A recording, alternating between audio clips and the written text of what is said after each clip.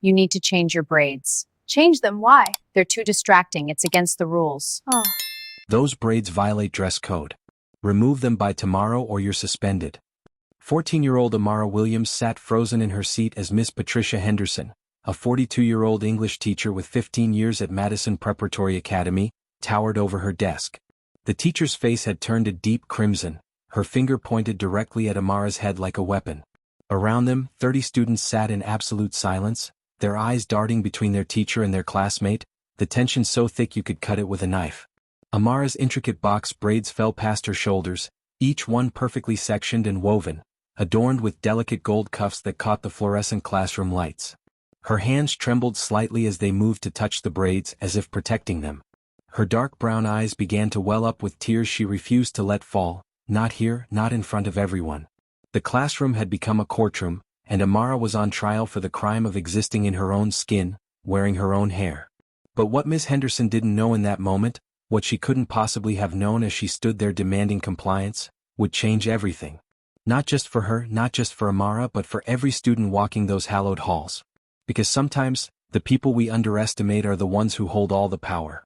To understand what happened in that classroom, we need to rewind. Just 8 hours earlier, Amara had stood in front of the bathroom mirror in her family's small 2-bedroom apartment, her reflection showing a girl transformed. She turned her head slowly from side to side, watching how the braids moved, how they framed her face, how the gold cuffs glinted in the early morning light streaming through the window. Behind her in the mirror's reflection, she could see her grandmother, 68-year-old Nana Grace, smiling with the kind of pride that comes from creating something beautiful with your own hands. Those braids had taken 12 hours to complete. 12 hours of Nana Grace's fingers working through sections of hair, plaiting each braid with the precision of someone who had been doing this art form for 5 decades. 12 hours of stories passed down, of family history woven into every strand, of connection to ancestors who had worn their hair the same way. Amara wasn't just any student. She was an honor roll regular, straight A's in every subject. She was captain of the debate team, the girl who could argue constitutional law with the passion of someone who'd already decided her future. She dreamed of becoming a civil rights attorney, of standing in courtrooms and fighting for people who couldn't fight for themselves. At 14, she already understood injustice in ways most adults never would. Her mother, Maya, 35 years old and working double shifts as a nurse at County General, had left for work before dawn. The alarm clock in their modest apartment had gone off at 4:30 in the morning, like it did every day. Maya worked the early shift, then pulled extra hours in the evening just to keep the lights on, to keep Amara in that prestigious school, to give her daughter opportunities she'd never had. Their apartment was small, the furniture secondhand, the walls thin enough to hear the neighbors' conversations, but it was filled with something money couldn't buy. Love. Fierce, unbreakable, sustaining love.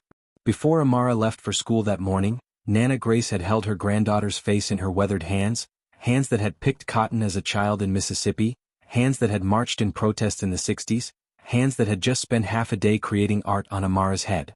She looked into her granddaughter's eyes and said what she always said, "Walk in there like you own the place, baby girl. Because your mind, your spirit, your heritage, nobody can take those from you." Those braids weren't just a hairstyle. They were armor. They were identity. They were a connection to every black woman who'd come before, who'd been told to straighten, to conform, to hide. They were Amara's declaration that she wouldn't. Madison Preparatory Academy sat on a manicured campus that looked more like a college than a high school. Red brick buildings, perfectly trimmed hedges, a fountain in the courtyard that cost more than most people's cars. It was the kind of school that appeared in glossy brochures, promising excellence, opportunity, and a path to the Ivy League. Tuition ran $35,000 a year, though Amara was there on a full scholarship, one of the lucky few chosen from public school to join the ranks of the privileged. Out of 400 students, only 12 were black. 12 faces in a sea of overwhelmingly white affluence. You could walk through the halls and count them, though most people didn't bother to count. The school had a dress code, naturally. It was printed in the student handbook under professional appearance standards, written in the kind of vague language that could mean everything or nothing depending on who was interpreting it. Students were expected to maintain appropriate grooming and present themselves in a manner consistent with an academic environment of excellence. The policy never defined what appropriate meant, what consistency looked like, who decided what excellence required. And that vagueness, that wiggle room, that's where bias lived. As Amara walked through the hallways that morning, She passed students wearing designer clothes with price tags that exceeded her mother's monthly rent. She passed boys with artfully messy hair that probably required expensive products and salon visits. She passed girls with highlights, lowlights, balayage treatments that cost hundreds of dollars. Nobody stopped them. Nobody questioned their professionalism. Nobody measured their hair against some invisible standard of acceptability. Sophie, Amara's best friend since freshman year, spotted her near the lockers. Sophie was white, blonde, genuinely kind in a way that transcended performative allyship. When she saw Amara's braids, her entire face lit up. She practically ran down the hallway, grabbed Amara's hands and spun her around like they were kids on a playground.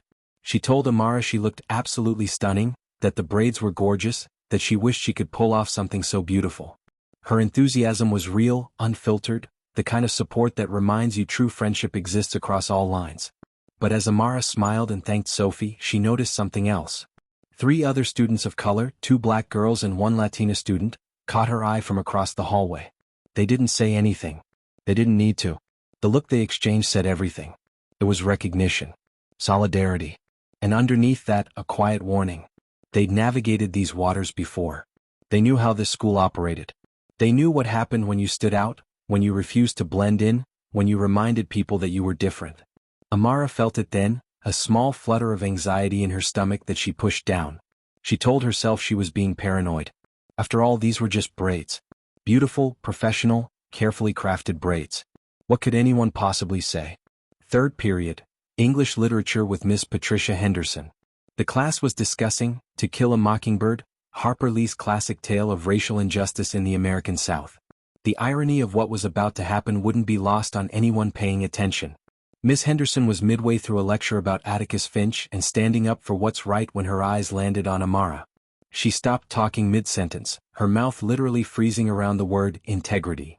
For a moment she just stared, her expression shifting from neutral to something Amara couldn't quite read. Surprise? Disapproval? Disgust? Then Henderson's voice cut through the classroom quiet. Amara, step outside please. Amara's heart dropped into her stomach. Step outside. Those 2 words that every student dreads, the ones that mean you've done something wrong, that you're in trouble, that you're about to be singled out. She looked around, confused, trying to figure out what she'd done. She'd been taking notes. She'd been participating. She'd raised her hand twice already to answer questions about symbolism in the novel. But she stood up, gathered her notebook and walked toward the door. Every eye in that classroom followed her.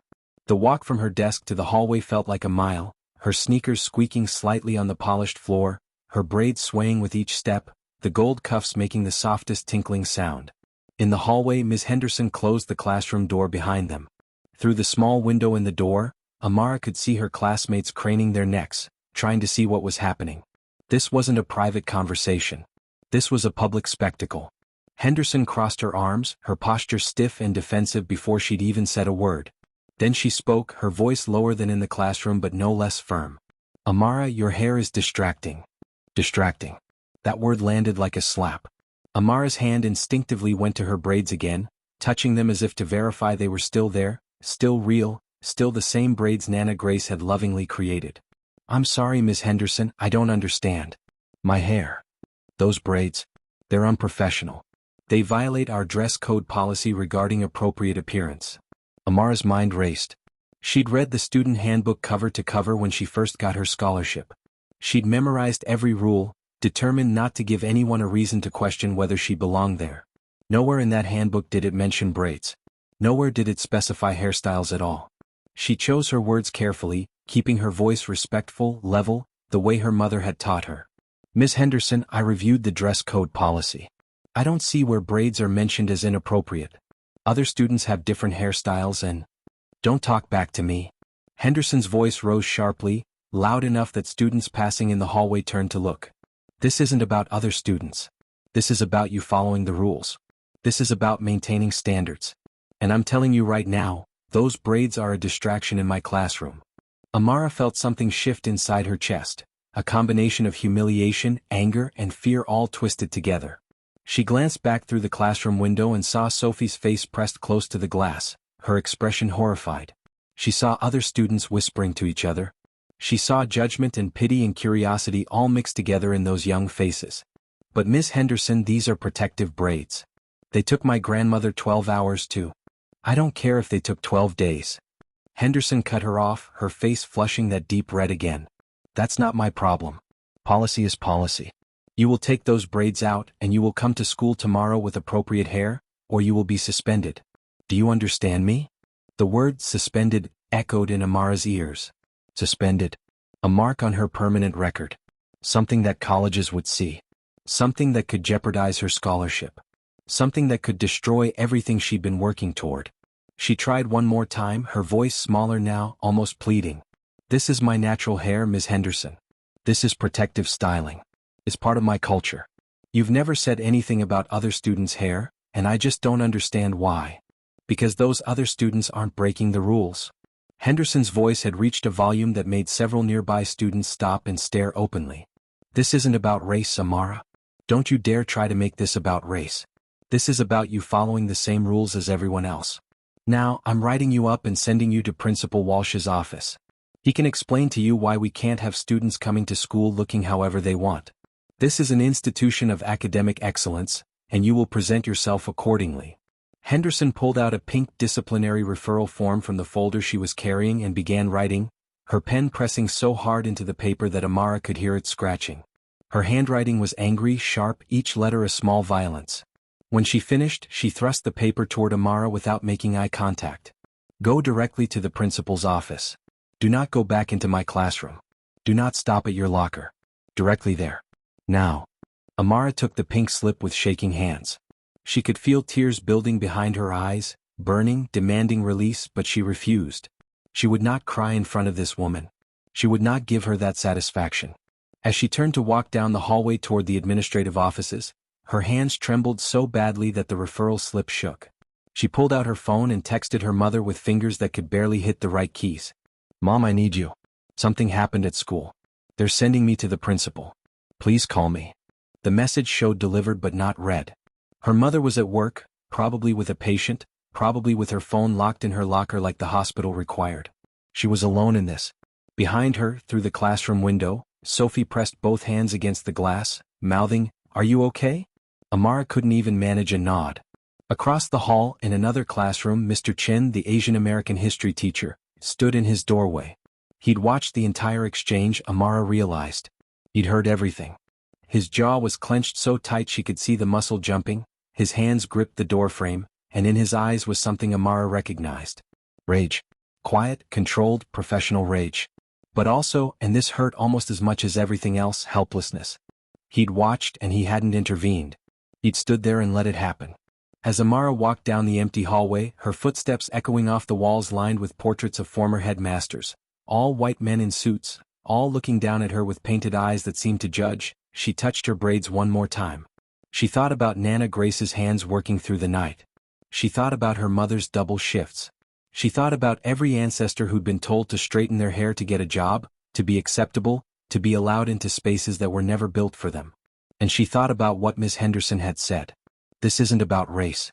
Don't you dare try to make this about race. But as Amara pushed open the heavy wooden door to the administrative office suite, she knew the truth. It had always been about race. It would always be about race.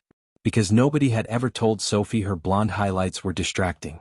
Nobody had ever measured the length of the white boy's hair against some invisible standard. Nobody had ever pulled them into hallways and threatened their futures over the way they naturally looked.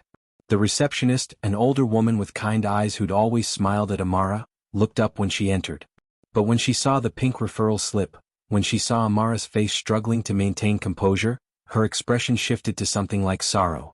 "Principal Walsh's office is right through there, honey," she said softly, pointing to a door with frosted glass and gold lettering. "He's expecting discipline referrals at this time." Expecting them. As if this was routine. As if students were regularly sent here for the crime of wearing their natural hair.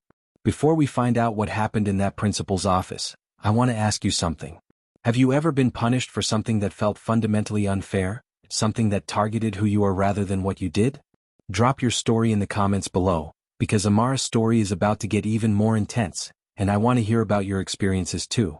And if you're invested in finding out what happens next, if you want to see how this situation unfolds and whether justice prevails, hit that subscribe button right now. Because what's about to happen in Principal Walsh's office will set off a chain of events that nobody, especially not Miss Patricia Henderson, could have predicted.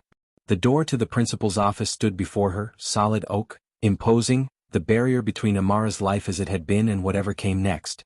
She raised her hand to knock, her knuckles hovering just inches from the wood, her braids falling forward over her shoulders, the gold cuffs catching the light one more time. This was just the beginning. Principal Robert Walsh was 55 years old, with silver hair perfectly combed to hide a growing bald spot, wire-rimmed glasses that sat on a nose reddened by years of what looked like good living, and a navy suit that probably cost more than Maya made in a month. His office was designed to impress. Mahogany desk, leather chairs, framed degrees from prestigious universities covering one wall, and photographs of him shaking hands with local politicians and donors covering another. This was a man who understood power, who knew how to wield it, and who cared deeply about one thing above all else: the reputation of Madison Preparatory Academy. When Amara knocked and entered, Walsh looked up from his computer with an expression that seemed, at first, almost sympathetic. He gestured to one of the chairs across from his imposing desk, his voice taking on that carefully modulated tone that administrators use when they're trying to seem approachable while maintaining authority. "Amara Williams, please have a seat. I've been reviewing Ms. Henderson's referral." He glanced at the pink slip on his desk, then back at Amara with what might have been genuine concern or might have been carefully practiced concern. It was impossible to tell. "Now, I want you to know that we take all student concerns seriously here at Madison Prep. Tell me your side of what happened."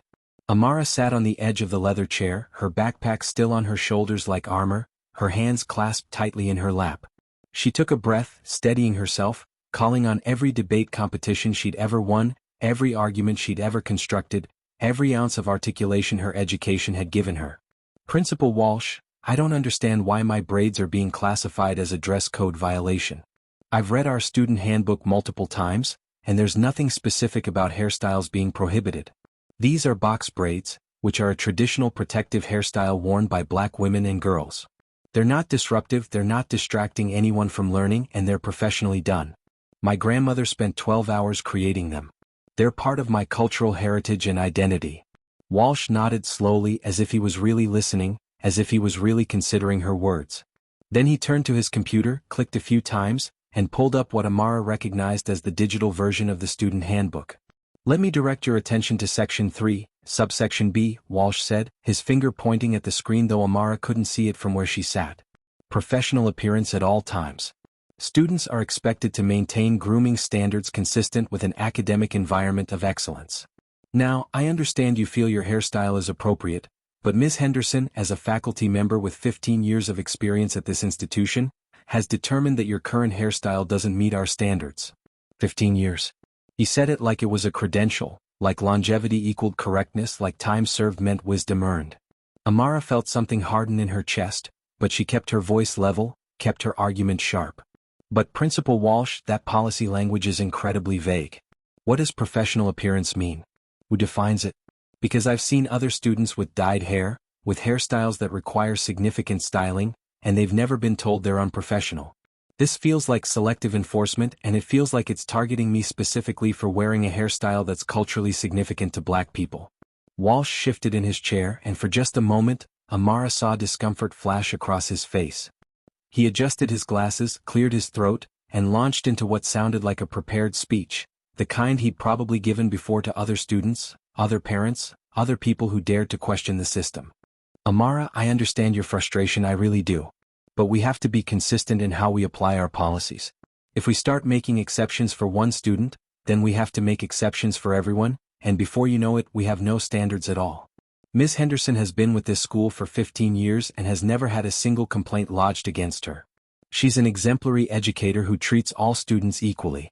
I have to support my faculty's professional judgment. Never had a complaint." Amara wondered how many students like her had simply swallowed their humiliation, how many had quietly complied rather than risk their futures, how many complaints were never filed because people were too afraid or too tired or too aware that the system wasn't built to hear them. "So what you're saying is that my hair, the way it grows naturally out of my head and the way my culture has styled it for generations, doesn't meet Madison Prep's standards of professionalism?" Amara heard her own voice crack slightly, emotion seeping through despite her best efforts to remain composed. Walsh leaned back in his chair, steepling his fingers together in that way people do when they think they're about to offer wisdom. "I'm saying that we need to find a middle ground here. A compromise that works for everyone. Now, I've been thinking about this and I believe I have a solution. You can keep your braids, but they need to be pinned up, styled in a way that makes them less visible, less of a focal point. Maybe in a bun at the back of your head? That way you're not being asked to remove them entirely, but you're also conforming to our expectations of what's appropriate in our academic environment. Less visible. Less of a focal point. The words made Amara's stomach turn. He was asking her to hide. To tuck herself away. To make herself smaller, less noticeable, less black. The compromise wasn't a compromise at all. It was capitulation dressed up in reasonable language. You want me to hide my hair to be acceptable here? Amara said quietly, and it wasn't a question. Walsh's expression tightened. I want you to meet our standards while respecting your personal preferences. Look, Amara, you're a bright student. You have a full scholarship here.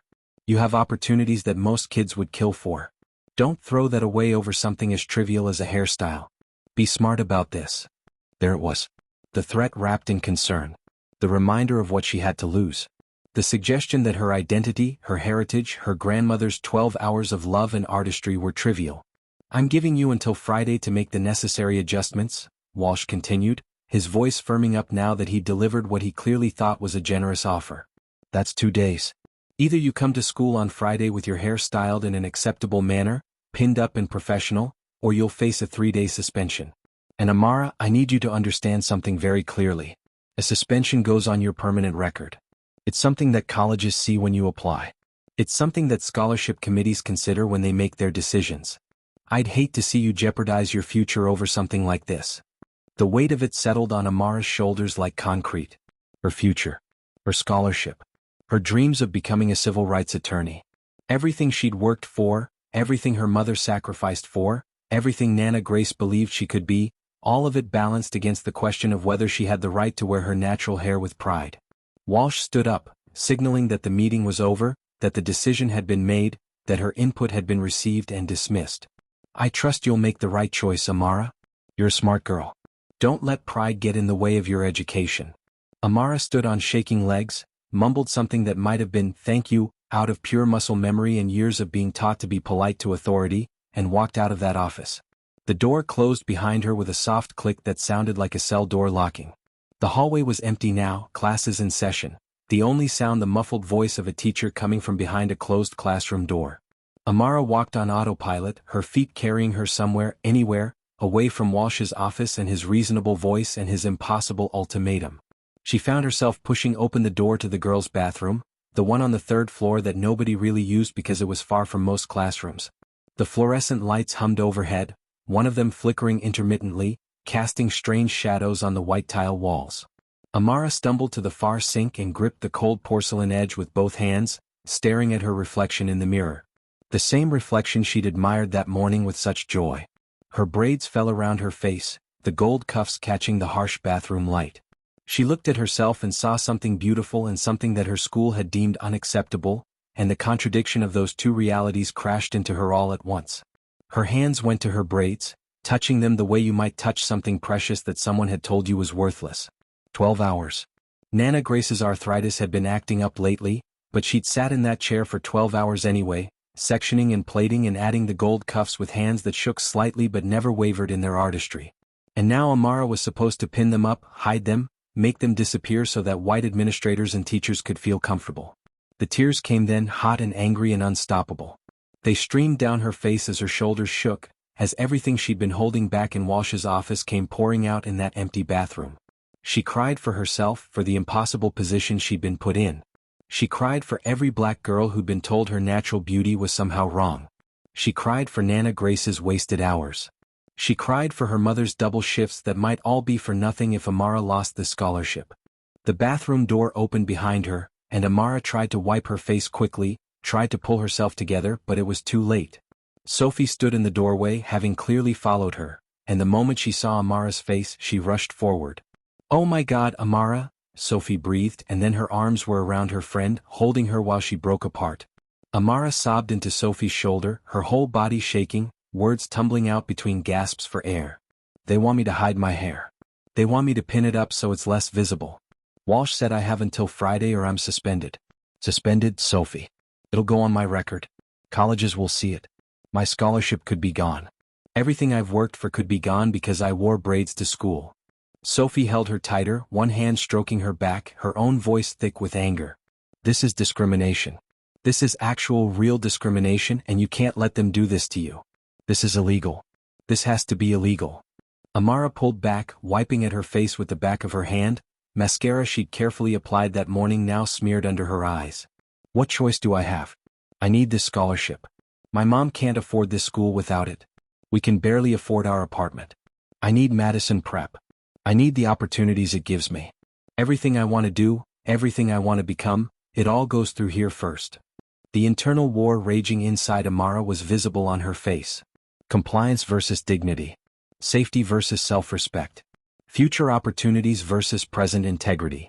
It was a choice no 14-year-old should ever have to make, but here she was, backed into a corner by a system that demanded she choose between her education and her identity. She thought about the stories Nana Grace had told her, sitting at the kitchen table late at night when sleep wouldn't come.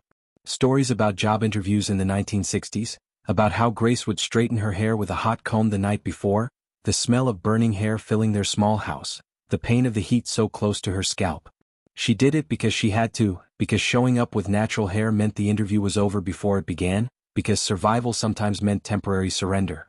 But Nana Grace had always told those stories with sadness in her eyes, with the weight of compromise heavy in her voice. I did what I had to do to survive, Nana Grace had said. But baby girl, I raised your mama different and she's raising you different. Each generation we get a little more free. Each generation we demand a little more dignity. Don't let them take from you what they took from me. And Amara thought about her mother's stories too, about being sent home from her public school in the 80s for wearing her afro too big, too proud, too black. Maya had been 15, just a year older than Amara was now, and she'd stood in the principal's office and heard the same kinds of words. Unprofessional. Distracting. Against policy. Maya had gone home and braided her hair down tight against her scalp, making herself small enough to be acceptable, and she told Amara that story with the same sadness Nana Grace carried. I gave in, Maya had said. And I regret it. I was just a kid and I was scared and I didn't know I had the right to fight back. But you, baby? You know better. You know more. You know your rights. But did rights matter when your whole future hung in the balance? Sophie's voice cut through Amara's spiraling thoughts. You're the smartest person I know. You're going to be an amazing lawyer someday. You're going to fight for people who can't fight for themselves. But right now you need to fight for yourself. This isn't right and you know it's not right, and if you give in now, what message does that send? That it's okay to discriminate as long as you threaten someone's future? Amara looked at her friend, this white girl who would never have to make this choice, who could wear her hair any way she wanted and never face a referral slip, never face a suspension, never have to choose between her identity and her education. But Sophie's anger was real, her support was genuine, and in that moment, Amara felt a little less alone. I don't know what to do, Amara whispered. I'm so tired of having to be twice as good to get half as much. I'm tired of having to make myself smaller. But I'm also terrified of losing everything. The bell rang then, sharp and jarring, signaling the end of the period. They were late for fourth period now. Another small violation to add to the day's tally. Sophie squeezed Amara's hand. Whatever you decide, I'm with you. But please, please don't let them make you hide who you are. Please. They left the bathroom together, Amara's eyes still red, her face still wet, her heart still torn in two. The hallways filled with students moving to their next classes. The normal rhythm of a school day continuing as if Amara's world hadn't just been turned upside down. By lunchtime everyone knew. That's how high schools work. Information spreads like wildfire, passed through texts and whispers and knowing glances. The story had morphed slightly as it traveled, the way stories do, but the core remained. Amara Williams had been sent to the principal's office for wearing braids. Amara Williams was going to be suspended if she didn't change her hair. Amara Williams was being punished for being black. Some students said the last part quietly in small groups in corners where teachers couldn't hear. Others said it loudly, defiantly, angry on her behalf. And some didn't say it at all, uncomfortable with naming what was happening, preferring the safety of ambiguity. The cafeteria was its usual chaos of noise and movement, 400 students compressed into too small a space, the smell of institutional food mixing with expensive cologne and perfume. Amara sat at her usual table with Sophie, picking at a salad she had no appetite for, aware of the eyes on her, the whispered conversations, the weight of being the subject of school-wide gossip. That's when Brandon Mitchell approached their table. Brandon was a senior student council vice president, captain of the varsity basketball team, and one of the 12 black students at Madison Prep. He was tall, charismatic, the kind of guy who moved through the school with easy confidence, who seemed to belong everywhere. But as he walked up to Amara, his expression was serious, almost sad. "Hey Amara, can I sit?" he asked, and when she nodded, he slid into the chair across from her. "I heard what happened with Henderson. I wanted to talk to you because I've been there. Freshman year." Amara looked up, surprised. Brandon had always seemed so perfectly assimilated, so completely comfortable in Madison Prep's world. She'd never imagined him facing the same kind of scrutiny. Brandon leaned forward, his voice low enough that only their table could hear. "I had locks when I started here. My dad's Jamaican and I'd been growing them since I was 10. They were part of me, you know? Part of my identity."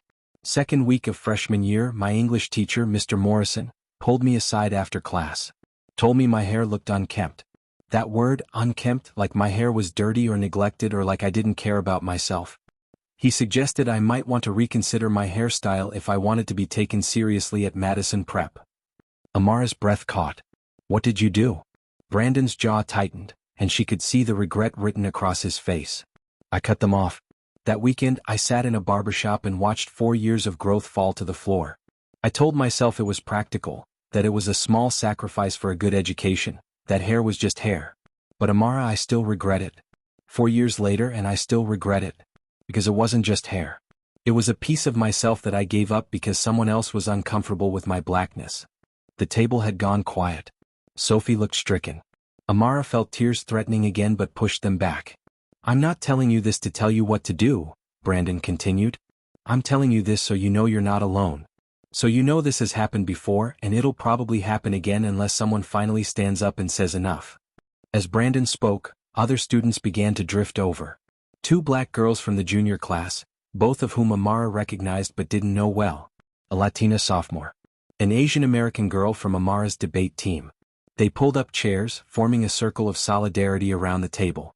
The junior girl, whose name was Jasmine, spoke next. "They told me my head wrap was against dress code last year. Said it was gang-related. A head wrap. Like my ancestors haven't been wearing them for centuries. I stopped wearing them because I didn't want the hassle." The Latina student, Carmen, added her story. "My hoop earrings were called unprofessional. But Madison Prep girls wear diamond studs worth thousands of dollars and nobody says anything. It's always about us conforming to their standard of what's acceptable." One by one they shared their experiences. The coded language, the double standards, the way they'd all learned to make themselves smaller, quieter, less visibly different. It was systemic, patterned, undeniable. And it had been happening for years under the surface, in individual confrontations that never became collective action because each student felt isolated, alone, too scared to risk everything by fighting back. Some white students gathered at the edges of the group, wanting to help but unsure how. They offered support, expressed outrage, but there was an awkwardness to it, an awareness that they could never fully understand what it felt like to be told your natural self was unacceptable. Amara looked around at all these faces, these stories, this shared pain and anger and exhaustion. She felt simultaneously less alone and more overwhelmed. Because it wasn't just about her and Henderson anymore. It was bigger than that. It was about every student who'd ever been told to conform, to hide, to shrink themselves to fit into spaces that were never designed for them. "What do we do?" Amara asked, her voice small but growing stronger. "How do we fight something this big?" Before anyone could answer, the lunch period bell rang, scattering students toward their next classes. But Brandon caught Amara's arm as she stood. "You do whatever feels right for you," he said. "But if you decide to fight this, you won't be fighting alone. Not this time." Amara Williams was in the middle of checking a patient's vitals when her phone vibrated in her scrub's pocket. Hospital policy said phones should be locked in the staff locker room, but Maya kept hers on silent in her pocket anyway because she was a single mother and her daughter might need her. She ignored the first vibration. And the second. But when the third came within 5 minutes, she excused herself, stepped into the hallway and checked her phone. 3 texts from Amara, each one more desperate than the last. The first explaining what happened. The second begging her to call. The third just saying, "Please mom, I need you." Maya's hands started shaking as she read them. She read them again, hoping she'd misunderstood, but the words stayed the same. Her daughter was being threatened with suspension for wearing braids. Her beautiful, brilliant daughter who'd done nothing wrong except exist in her natural state. She looked at her watch. 2:15. She had 3 more hours on her shift, then she was supposed to go straight to County General for her evening shift. Missing either shift meant risking a write-up, maybe even her job. Single mothers who worked 2 jobs didn't have the luxury of leaving early. But then again, what was the point of working 2 jobs to keep her daughter in that school if the school was going to punish her daughter for being herself? Maya pulled her supervisor aside, explained there was an emergency at her daughter's school, and asked to leave early. Her supervisor's expression was skeptical, annoyed, but Maya didn't wait for permission. She clocked out, grabbed her coat from her locker, and was in her 10-year-old Honda Civic driving toward Madison Prep before she could second-guess herself. The whole drive, her hands gripped the steering wheel so tight her knuckles went white. She practiced what she was going to say, how she was going to keep her composure, how she was going to be firm without being the angry black woman they'd be expecting. She'd learned a long time ago that her anger, no matter how justified, would be used against her. So she took deep breaths and channeled her fury into cold, controlled determination. Madison Prep's parking lot was nearly empty at this time of day. Maya's old Honda looked out of place next to the BMWs and Mercedes that belonged to faculty and the few students old enough to drive. She walked into the main office and approached the receptionist with her shoulders back and her head high, even though inside she was terrified. "I'm Maya Williams, Amara Williams' mother.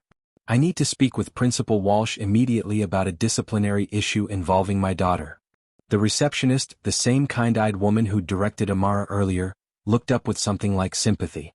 "Let me see if Principal Walsh is available. Please have a seat." Maya didn't sit. She stood in that waiting area, her nurse's scrubs still on, her ID badge still clipped to her chest, making it clear that she'd left work for this, that this was important enough to risk her employment. 5 minutes later, she was being ushered into a conference room, not Walsh's private office. That was a power play she recognized immediately. The conference room was more formal, more intimidating with its long table and uncomfortable chairs. And it wasn't just Walsh waiting for her. Principal Walsh sat at the head of the table. Miss Patricia Henderson sat to his right, her expression defensive before Maya had even said a word. And to Walsh's left sat a woman in an expensive suit who introduced herself as Jennifer Morrison, the school's attorney. The school had brought their lawyer to a meeting about a 14-year-old's hair. Maya took the seat across from them and placed her purse carefully on the table, using the moment to compose herself, to remember her strategy, to channel every ounce of intelligence and dignity she possessed. "Mrs. Williams, thank you for coming in," Walsh began, using that same reasonable tone he'd used with Amara. "I understand you have concerns about the disciplinary action we've discussed with your daughter regarding our dress code policy." "Ms. Williams," Maya corrected quietly. "And yes, I have significant concerns about the fact that my daughter is being threatened with suspension for wearing her natural hair in a protective style." She kept her voice even, professional, refusing to give them any excuse to dismiss her as emotional or irrational. Henderson jumped in, her voice tight and defensive. "Ms. Williams, I want to be clear that I'm simply enforcing our dress code equally for all students. This isn't personal and it certainly isn't about race. It's about maintaining professional standards." Maya turned to look directly at Henderson, her gaze steady and unflinching. "Show me where you've enforced this policy with other students.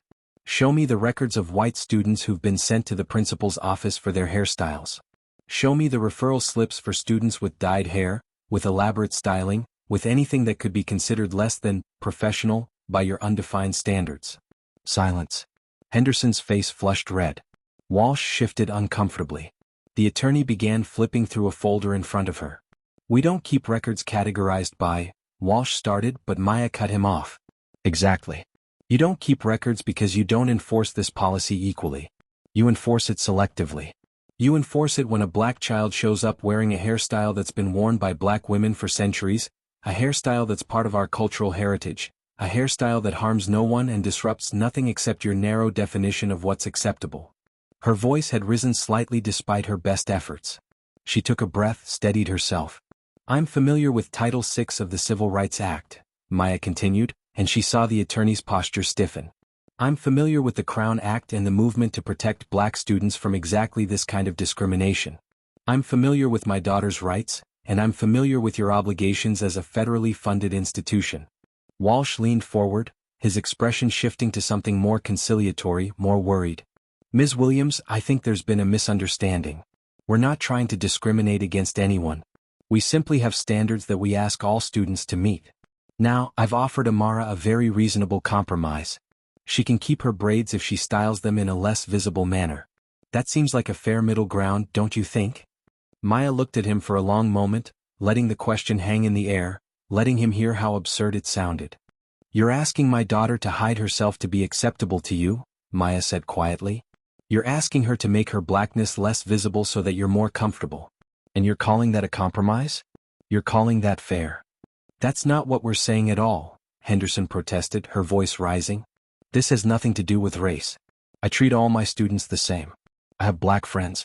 I don't have a racist bone in my body. You're twisting this into something it's not. The classic defense. Maya had heard it before, would probably hear it again. She almost laughed at how predictable it was. Ms. Henderson, I don't need to call you a racist to point out that your actions have a discriminatory effect. Intent doesn't erase impact. You may believe you're treating everyone equally, but the outcome is that my black daughter is being punished for wearing a black hairstyle while white students with equally elaborate styling walk past you every day without comment. Walsh tried again to smooth things over, his voice taking on a pleading quality now. Ms. Williams, please. Let's not make this into a bigger issue than it needs to be. I'm sure we can find a solution that works for everyone. What if we just let this one slide? Amara can keep her hair as is, we'll drop the referral and we can all move forward. No suspension, no record of this incident. Clean slate. If they don't make it a bigger issue. There it was. The real offer. Silence in exchange for permission to exist. Maya felt something crack open inside her chest, a fury so profound it almost took her breath away. She leaned forward, her hands flat on the conference room table, her eyes moving from Walsh to Henderson to the attorney and back again. You're asking my daughter to be grateful, Maya said, her voice low and dangerous now, control slipping just slightly. You're asking her to be grateful that you'll allow her to exist as herself. You're asking her to accept your generosity and not punishing her for being black. Do you hear yourselves? Do you understand what you're actually saying? Walsh opened his mouth, closed it, looked to his attorney for help. The attorney started to say something about institutional policies and administrative discretion, but Maya wasn't done. My daughter is 14 years old. She's an honor roll student. She's never had a disciplinary issue in her life. She wears braids that her grandmother spent 12 hours creating, braids that connect her to her heritage, to her ancestors, to every black woman who came before her. And you're telling me that those braids are unacceptable in your academic environment of excellence? You're telling me that her natural hair is unprofessional? You're telling me that she needs to hide herself or face suspension? Maya stood up, her chair scraping against the floor. Her whole body was shaking now, fury and fear mixing together in equal measure. Because she was scared. Scared of what this confrontation might mean for Amara's future. Scared that standing up might cost her daughter everything. But scared or not, she would not let them see her daughter as less than. That deadline stands, Walsh said, his voice firming up, authority reasserting itself now that he felt challenged. Friday. Either Amara complies with our interpretation of the dress code, or she faces a 3-day suspension. That's my final decision. The meeting was over. Maya grabbed her purse, turned, and walked out of that conference room without another word. She found Amara waiting in the hallway outside, having been released from class early by a sympathetic teacher who'd heard what was happening. Mother and daughter walked through those halls together, past the portraits of dead white men, past the trophy cases full of achievements by students who'd never had to fight for the right to exist in their natural state, past classrooms where learning was happening uninterrupted by questions of who deserved dignity and who didn't. They didn't speak until they reached Maya's car in the parking lot. The moment the car doors closed, creating a small private space away from the school and its demands, Maya's composure finally cracked.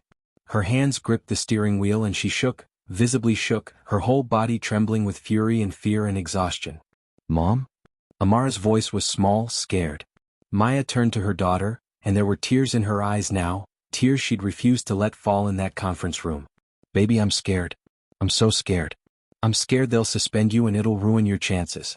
I'm scared they'll make your life hell if we fight this. I'm scared I can't protect you from this.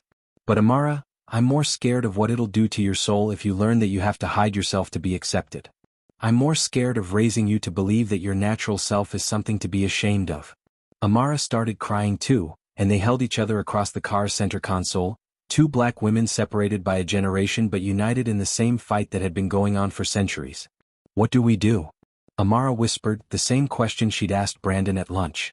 Maya pulled back, wiped her daughter's tears, then her own.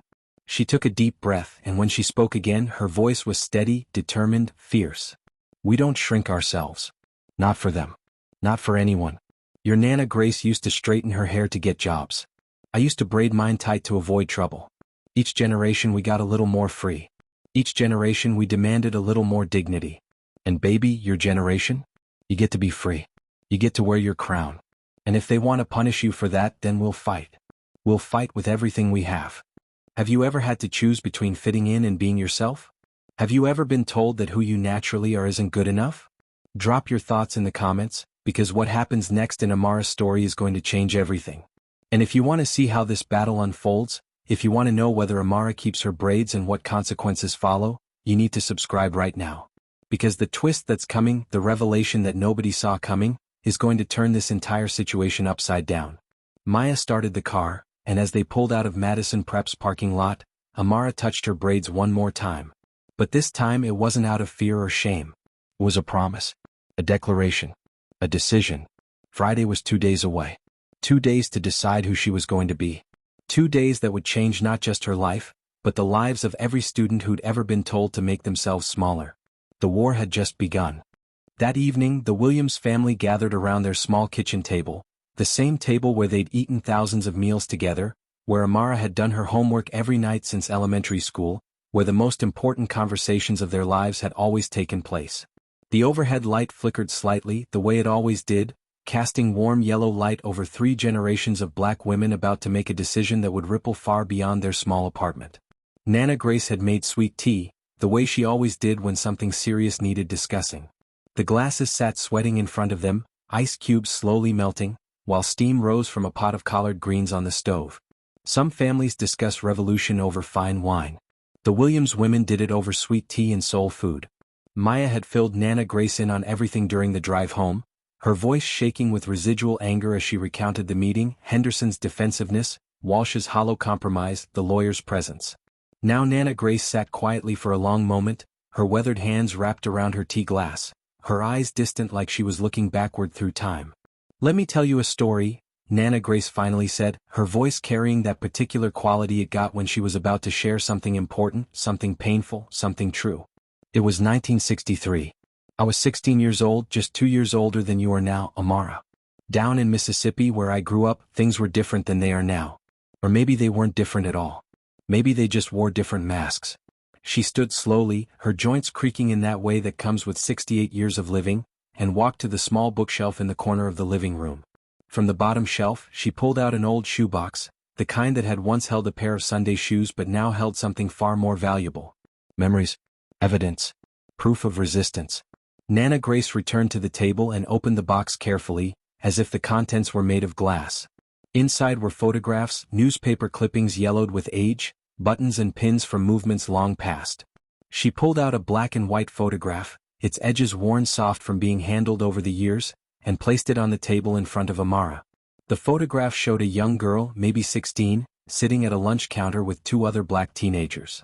They were dressed in their Sunday best, the girl in the middle wearing a dress with a Peter Pan collar, her posture ramrod straight, her chin lifted in defiance. And her hair was in beautiful braids, intricate and proud, adorned with ribbons that showed up as lighter against the dark braids even in the black and white image. "That's you," Amara breathed, picking up the photo with gentle hands, staring at the young woman who would become her grandmother. "That's me," Nana Grace confirmed. "At a sit-in in Jackson. We sat at that counter for 6 hours. They refused to serve us. They called us names I won't repeat. They told us we didn't belong, that we were disrupting their business, that we needed to know our place. They arrested us that night. 16 years old, and I spent 3 days in jail for the crime of wanting to eat a sandwich at a lunch counter." Amara looked up from the photograph, her eyes wide. She'd heard some of Nana Grace's stories before, but never this one, never with this level of detail, never while holding proof of it in her hands. Nana Grace pulled out another photograph, this one showing a group of protesters marching, signs held high. This was 65, the Voting Rights March. I walked 23 miles that day with my hair in an afro this big. She held her hands out wide, demonstrating. White folks on the sidewalk screamed at us. Said we looked like animals. Said our hair was uncivilized. Said we needed to go back to Africa. But baby, we kept walking. We kept our heads high and our hair higher. She pulled out more photos, each one a testament to resistance, to dignity in the face of hatred, to the refusal to shrink. Young Nana Grace in every photo, her hair different in each one but always natural, always proud, always unapologetically black. After the marches I needed a job, Nana Grace continued, her voice getting quieter now, heavier. I was 18, needed to help my mama pay bills. I applied to work as a secretary at a law firm. White law firm, but they were hiring and I needed work. The man who interviewed me, Mr. Patterson, he looked at my application, looked at my qualifications, then looked at my hair. He told me I seemed like a nice girl, that my typing was good, my references were solid. But he said I'd need to do something about my hair if I wanted to work in a professional environment. The pain in Nana Grace's voice was sharp even 50 years later. Even now the memory cut. I needed that job. So I went home and I straightened my hair. Used a hot comb heated on the stove, burned my scalp in 3 places, cried while I did it. The next day I showed up with my hair pressed straight, and Mr. Patterson smiled and told me I looked much better, much more professional. I got the job. And I hated myself a little bit every single day I worked there. Maya reached across the table and took her mother's hand, squeezing it tight. She knew the story. She'd lived her own version of it. When your mama was in school, Nana Grace continued, looking at Amara now, I swore I'd teach her different. I'd tell her she never had to straighten her hair for anyone, never had to hide herself to be accepted. But the world got to her anyway, didn't it, Maya? Maya nodded, her own eyes getting misty. They sent me home in 10th grade for wearing my afro. Said it was against dress code. I fought it for a week, but eventually I gave in. Braided my hair down tight, made myself smaller, told myself it was practical. But Mama, you know what? I still regret it. 20 years later, and I still regret it. Nana Grace looked at Amara, her eyes fierce despite her age, despite her tired bones, despite the decades of fighting that sat heavy on her shoulders. Baby girl, they've always wanted us to make ourselves smaller. Always wanted us to tuck ourselves away, to straighten our hair, to quiet our voices, to take up less space, to be grateful for whatever scraps of dignity they decided to throw our way. Each generation we fought. Each generation we gained a little ground. And each generation hoped the next one wouldn't have to fight the same battles. She leaned forward, placing both hands on top of Amara's, the photograph of teenage Grace still lying between them. But here we are. Same fight, different decade, new masks on the same old hatred. And now it's your turn to decide. You decide who you are, Amara. Not them. Do you give in and teach them that threatening a black child's future is an effective way to force compliance? Or do you stand up and teach them that this generation won't be moved? You decide. But know this, whatever you decide, I'm proud of you. Whatever you decide, you're my grandbaby and I love you. There's no wrong choice here. Only your choice. Amara looked down at the photograph of teenage Nana Grace, at those defiant eyes and those beautiful braids, at the courage it took to sit at that counter knowing what would happen. She thought about her mother straightening her hair in high school, hiding herself to survive. She thought about every black girl who'd ever been told her natural beauty was unacceptable. Then she looked up at her mother and grandmother, these strong women who'd paved the way for her to even have this choice, and she felt something solidify inside her chest. Something hard and unbreakable and utterly certain. I'm keeping my braids, Amara said, her voice steady and clear. If they want to suspend me, if they want to put this on my record, if they want to try to destroy my future over this, then let them try. But I'm done making myself smaller. I'm done apologizing for existing. These braids are beautiful. They're part of who I am. And I'm keeping them. Maya's breath caught, pride and fear warring on her face. Pride won. She stood up, walked around the table, and pulled her daughter into a fierce embrace. Then we fight. We document everything, we build our case, and we fight. The rest of the evening turned into a war room. Maya pulled out her phone and started taking photographs of Amara's braids from every angle, time-stamped and dated. She screenshotted every text message, every email from the school, every piece of communication related to the incident. She created a folder on her computer labeled Amara Dress Code Case, and began organizing everything chronologically. Amara sat at the kitchen table with a notebook, creating a detailed timeline of events. What time Henderson first stopped class. Exact words that were said in the hallway. Who witnessed what. The meeting with Walsh. Every detail mattered, every fact needed to be recorded while it was still fresh. She wrote with the precision of the future lawyer she hoped to become, understanding that documentation could be the difference between justice and dismissal. Nana Grace watched them work, occasionally adding her own observations, her own memories of how these fights were won or lost. She'd been here before, preparing for battles against systems designed to break you. She knew the importance of evidence, of witnesses, of building a case so solid it couldn't be ignored. Around midnight, with the timeline complete and the documentation organized, the three women finally went to bed. But Amara lay awake in the darkness of the room she shared with her mother, staring at the ceiling, touching her braids, preparing herself for what Friday would bring. She was terrified.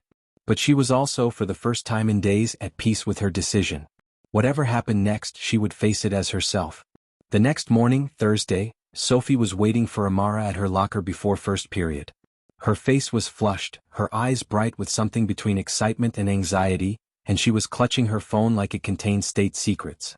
"I need to show you something," Sophie said without preamble, glancing around to make sure no one was listening. "Can we go somewhere private?" They ended up in the same third-floor bathroom where Amara had broken down the day before. The space already felt significant, a place where transformations happened, where decisions were made. Sophie locked the main door behind them and turned to face Amara, her expression serious. "I did something and I don't know if it was the right thing, but I did it and I need to show you." Sophie's words tumbled out fast, nervous. "When Henderson pulled you into the hallway on Wednesday, I could see through the classroom door window. I could hear some of what she was saying because her voice kept getting louder. And I don't know, something told me to document it, so I..." Sophie pulled up her phone and opened her videos. She handed the phone to Amara with shaking hands. The video was shaky, clearly filmed covertly through the classroom door window, but the audio was surprisingly clear. Amara watched herself standing in that hallway, watched Henderson's face go red with anger, and heard her voice rising. "Those braids are unprofessional. They violate our dress code policy regarding appropriate appearance." Amara's voice, trying to be respectful, asking about other students. Then Henderson, louder now, harsh. "Don't talk back to me. This isn't about other students. This is about you following the rules." And then the most damning part, the words that made everything crystal clear: "Your hair is inappropriate for an environment like this. You will take those braids out and you will come to school tomorrow with appropriate hair, or you will be suspended. Inappropriate for an environment like this." The coded language was so obvious in the recording, so clear in its targeting. Henderson had essentially told Amara that black hair wasn't appropriate for Madison Prep's environment. Amara watched the video 3 times, her heart pounding harder with each viewing. This was evidence. Real, undeniable evidence. Not he said she said, not subjective interpretation, but actual recorded proof of what had been said and how it had been said. "There were other students recording too," Sophie added quietly. "I saw at least 2 other phones out.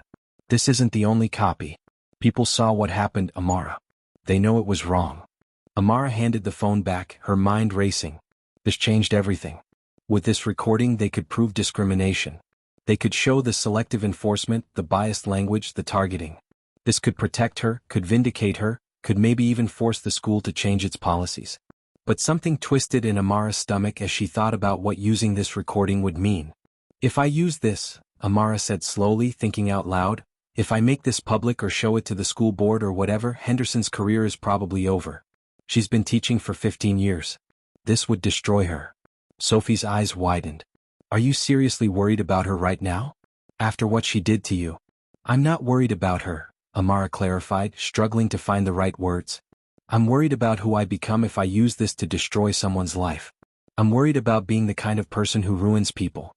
That's not who I want to be." Sophie grabbed Amara's shoulders, forcing eye contact. "Listen to me. She didn't think about ruining your life when she threatened to suspend you. She didn't think about your college applications or your scholarship or your future when she told you to hide your hair. She didn't think about the message she was sending to every black student in that school when she singled you out. She made her choices, Amara. This isn't you ruining her life. This is documentation of what she chose to do." Amara knew Sophie was right on one level. Henderson had made choices, had said those words, had created this situation. The recording was just proof of actions Henderson had taken freely. But Amara also knew what happened to teachers who got caught in these kinds of situations. The video would go viral. Henderson would become the face of racism in education. Her life would be picked apart online.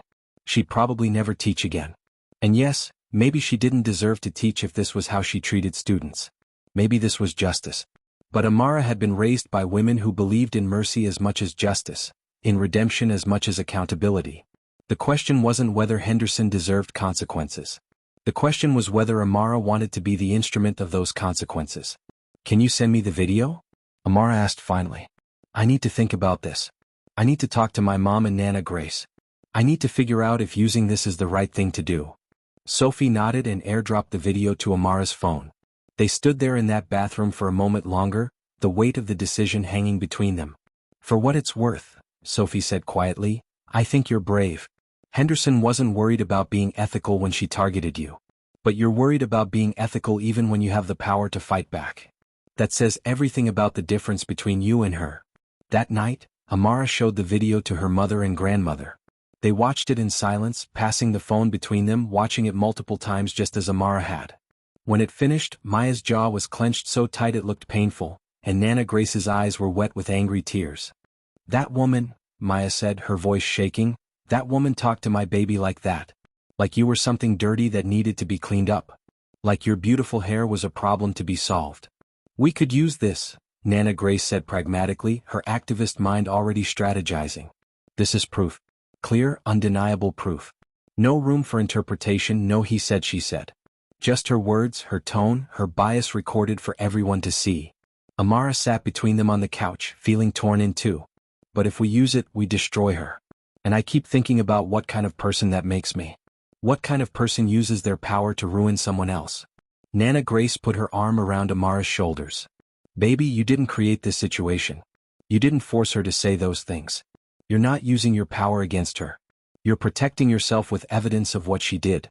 There's a difference. But is there? Amara asked. Because either way, if this video goes public, her life is over.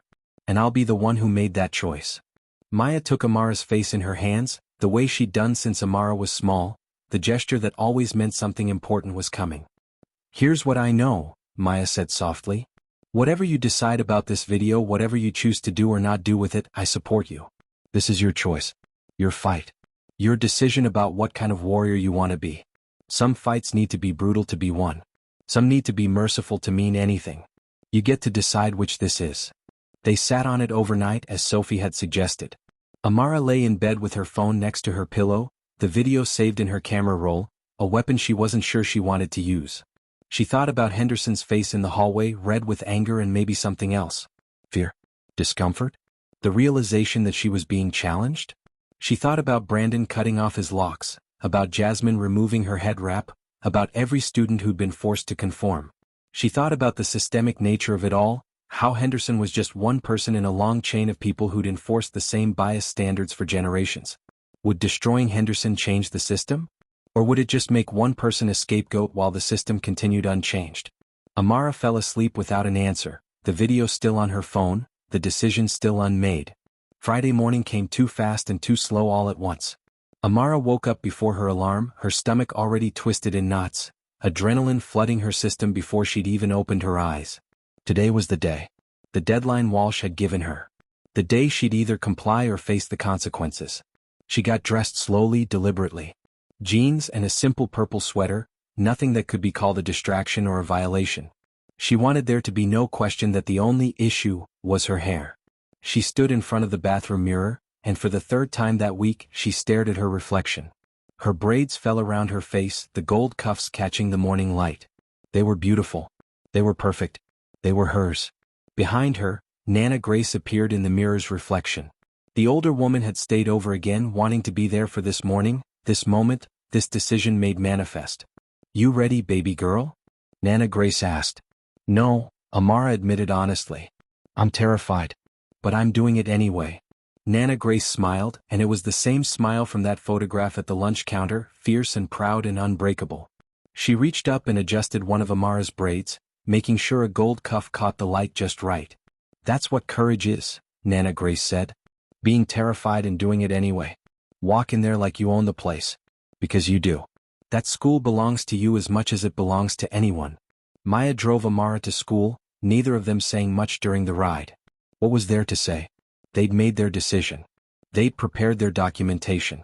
They'd done everything they could. Now came the hard part, following through.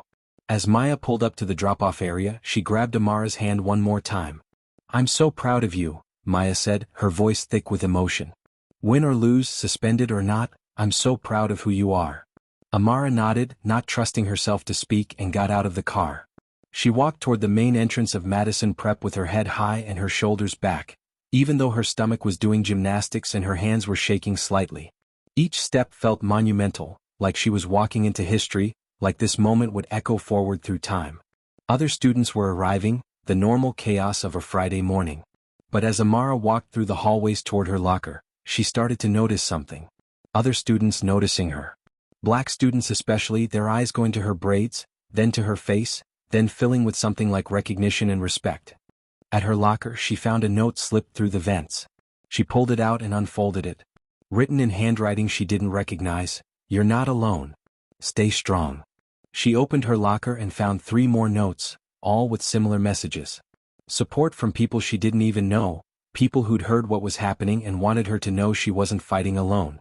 Then she saw them. Brandon and 6 other black students, walking down the hallway wearing matching t-shirts. White shirts with bold black letters, "My hair is not distracting." Brandon caught her eye and nodded, a small gesture of solidarity that meant everything. The other students with him, a mix of boys and girls, some with locks, some with afros, some with braids like hers, they all wore their natural hair proudly today. A silent protest. A visible statement. "We see you. We're with you." Jasmine walked past wearing her head wrap, the one she'd stopped wearing last year after being told it was inappropriate. She gave Amara a small smile and kept walking, her chin lifted in defiance. Several white students wore the shirts too, allies making their stance visible. Sophie was one of them, and when she reached Amara's locker she didn't say anything, just pulled her into a tight hug. "Whatever happens, we've got you," Sophie whispered. First period was English literature. Miss Henderson's class. The class where this had all started just 2 days ago, though it felt like a lifetime. Amara walked into that classroom with her heart pounding so hard she could hear it in her ears. She took her usual seat, pulled out her notebook, and tried to look calm even though she felt like she might throw up. Henderson was already at her desk, preparing for class. The moment she looked up and saw Amara, saw those braids still in place, still beautiful, still defiant, her face went through a rapid transformation. First pale, like all the blood had drained from her face. Then red, flushing with what might have been anger or embarrassment or both. For a moment, neither of them moved. The classroom filled with other students, the normal pre-class chatter, but Amara and Henderson were locked in a silent standoff. 28 students sat down. Sophie took her seat next to Amara. Brandon sat in the back row, his "My hair is not distracting" shirt visible to everyone. Henderson's hands shook slightly as she picked up her phone. She pressed a few buttons, then spoke quietly into it. "Security, I need someone to Miss Henderson's English class, room 304. I have a student who needs to be removed for dress code violation." The classroom went dead silent. You could have heard a pin drop. Every student understood what was happening. This wasn't theoretical anymore. This was real. Within 2 minutes, Officer Martinez arrived at the classroom door. He was the school security officer, a Latino man in his 40s who'd always been kind to students, who helped kids find their lost phones and broke up fights with humor instead of aggression. But now his face was tight, uncomfortable, and when Henderson pointed to Amara, he looked genuinely pained. "Ms. Williams, I need you to gather your things and come with me to the principal's office," he said, his voice professional but lacking conviction. Amara stood slowly with as much dignity as she could gather. She closed her notebook, placed it carefully in her backpack, zipped the backpack with deliberate precision. Every movement was controlled, measured, refusing to give them the satisfaction of seeing her rush or panic or cry. As she stood there gathering her things in that quiet classroom, something unexpected happened. One person started clapping. Slowly, deliberately. Then another joined in. Then another. Within seconds, half the classroom was giving her a slow clap, a gesture of respect and solidarity that made Henderson's face go from red to purple. Sophie stood up from her desk, her chair scraping loudly against the floor. "This is wrong, and everyone in this room knows it's wrong." Henderson's voice cracked as she responded. "Ms. Walker, sit down or you can join her." Sophie didn't hesitate. She picked up her backpack and walked to stand next to Amara. "Then I'll join her." Henderson looked stunned, her mouth opening and closing like she couldn't find words. But before she could recover, another student stood up. Marcus Chin, whose father Mr. Chen had witnessed the original hallway incident. Then Julia Rodriguez. Then Taylor Johnson. One by one, students stood up and walked to join Amara and Sophie at the front of the classroom. "All of you sit down right now." Henderson's voice had gone shrill, authority slipping away as she lost control of the situation. "This is unacceptable. This is insubordination." But they didn't sit down. They stood there, 5 students surrounding Amara, making it clear she wasn't alone, making it clear this wasn't just about one girl's hair anymore. Officer Martinez stood in the doorway looking between the students and Henderson, clearly way out of his depth. Okay, everyone just calm down. Let's all take a breath here. He gestured for the group to follow him into the hallway. As they filed out, with Amara in the middle of her protective circle of allies, the rest of the class erupted in whispered conversation. Henderson stood frozen at her desk, her lesson plan forgotten, her authority shattered, watching her classroom dissolve into chaos. In the hallway, with Henderson's classroom door closed behind them, Officer Martinez ran a hand over his face and let out a long breath. He looked at the 6 students, then specifically at Amara, and his professional mask slipped just slightly. Look, I have to escort you all to the office, he said quietly. That's my job and I'm going to do it. But for what it's worth, off the record, I think this is complete bullshit. My daughter is 13. She's Latina. And if her school tried to tell her that her hair was unprofessional, I'd be raising hell. So yeah, off the record, I'm sorry you're going through this. It was a small thing, that moment of human connection, that acknowledgement from an adult in authority that this situation was unjust. But to Amara, walking down that hallway toward an uncertain future, it mattered.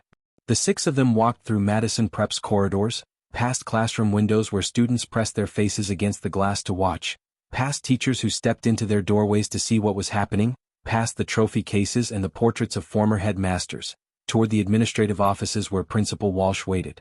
Amara touched her braids one more time as they walked. They were still there. Still beautiful. Still hers. And no matter what happened next, no matter what consequences waited for her in Walsh's office, she had made her choice. She had decided who she was. And she was not alone. What would you do in Amara's situation? Would you stand your ground knowing it might cost you everything, or would you compromise to protect your future? Leave your answer in the comments, because what happens next is going to shock everyone who thought they knew how this story would end. If you're invested in seeing justice served, if you need to know what happens when they reach that principal's office, if you want to witness the moment that changes everything, hit that subscribe button right now. Because the revelation that's coming, the twist that nobody predicted, is about to turn this entire school upside down. The walk to the office felt like miles, but it was probably only 60 seconds. 60 seconds that would change everything. 60 seconds before the truth came out.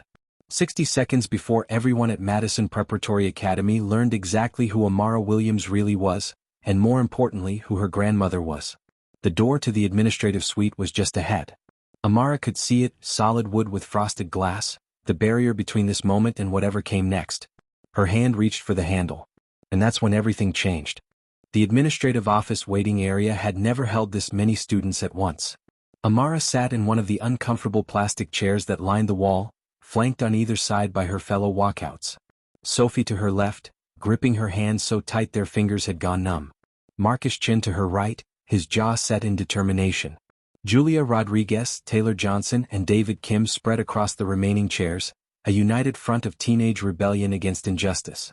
The receptionist, Mrs. Patterson, the kind-eyed woman who'd always had a soft spot for Amara, kept glancing at them with an expression caught between sympathy and concern. Her phone hadn't stopped ringing since they'd arrived. Parents were being called, one by one, informed that their children had walked out of class in protest and were now facing potential disciplinary action. Through the frosted glass of Principal Walsh's office door, they could see his silhouette pacing back and forth like a caged animal. His voice was muffled but the tone was clear. Panic. This had gone from a simple dress code enforcement to a full-blown situation, and Walsh was scrambling to figure out how to contain it.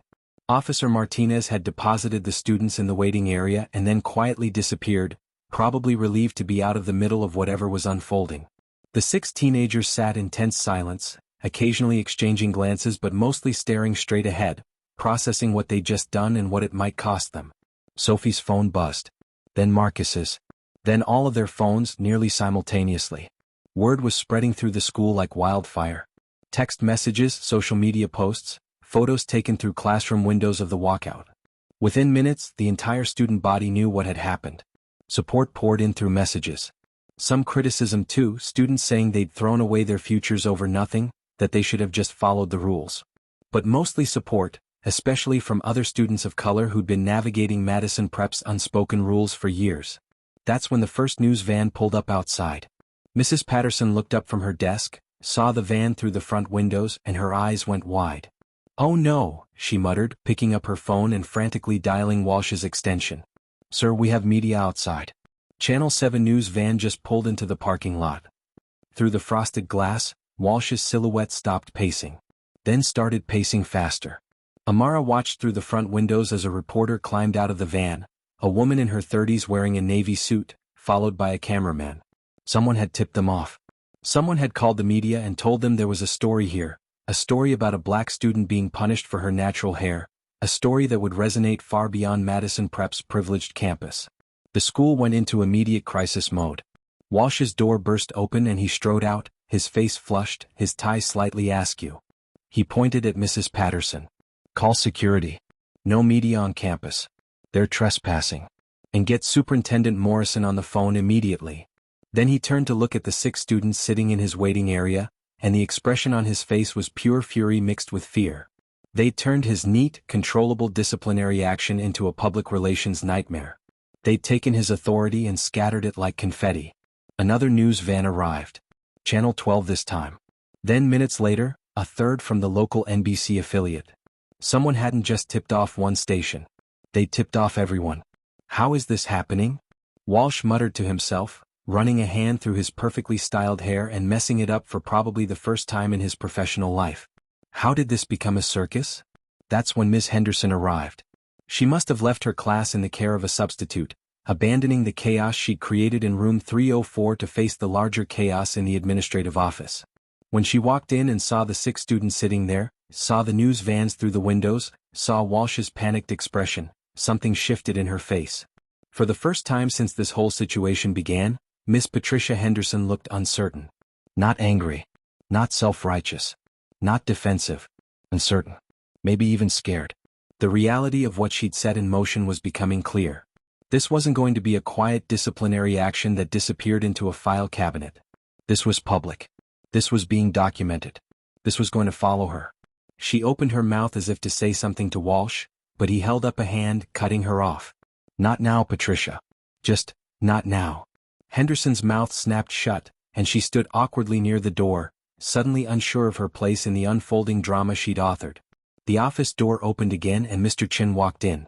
Not with a student, not because he'd been summoned, but deliberately, purposefully, carrying a manila folder thick with papers. His expression was calm but his eyes were sharp, focused, the look of someone who'd made a decision and was seeing it through regardless of consequences. "Principal Walsh," Mr. Chin said, his voice carrying authority despite Walsh technically being his superior. "I need to speak with you immediately. About the situation developing here and about some documentation I've been compiling." Walsh looked like he wanted to refuse, like he wanted to tell Chin to come back later, to wait his turn, to respect the chain of command. But something in Chin's demeanor suggested that wasn't going to work. Chin wasn't asking permission. He was informing Walsh that this conversation was happening. "My office," Walsh said curtly, then looked at Henderson. "You too." The 3 adults disappeared into Walsh's office. Through the frosted glass, the students could see 3 silhouettes now. Walsh behind his desk. Henderson in a chair. Chin standing, placing his folder on the desk, opening it. What they couldn't see clearly, but what was happening inside that office, was Mr. Chin revealing months of quiet documentation. Chin had been watching, recording, photographing. Every dress code violation that went unenforced. Every double standard. Every example of selective punishment.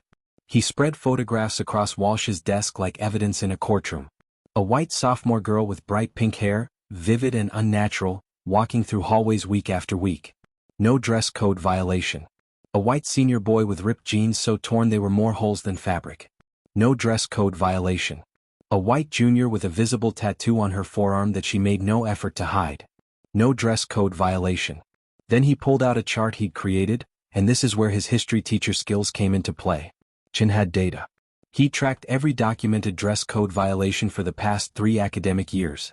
He'd categorized them by type of violation, by demographic of student, by consequence applied. The pattern was undeniable.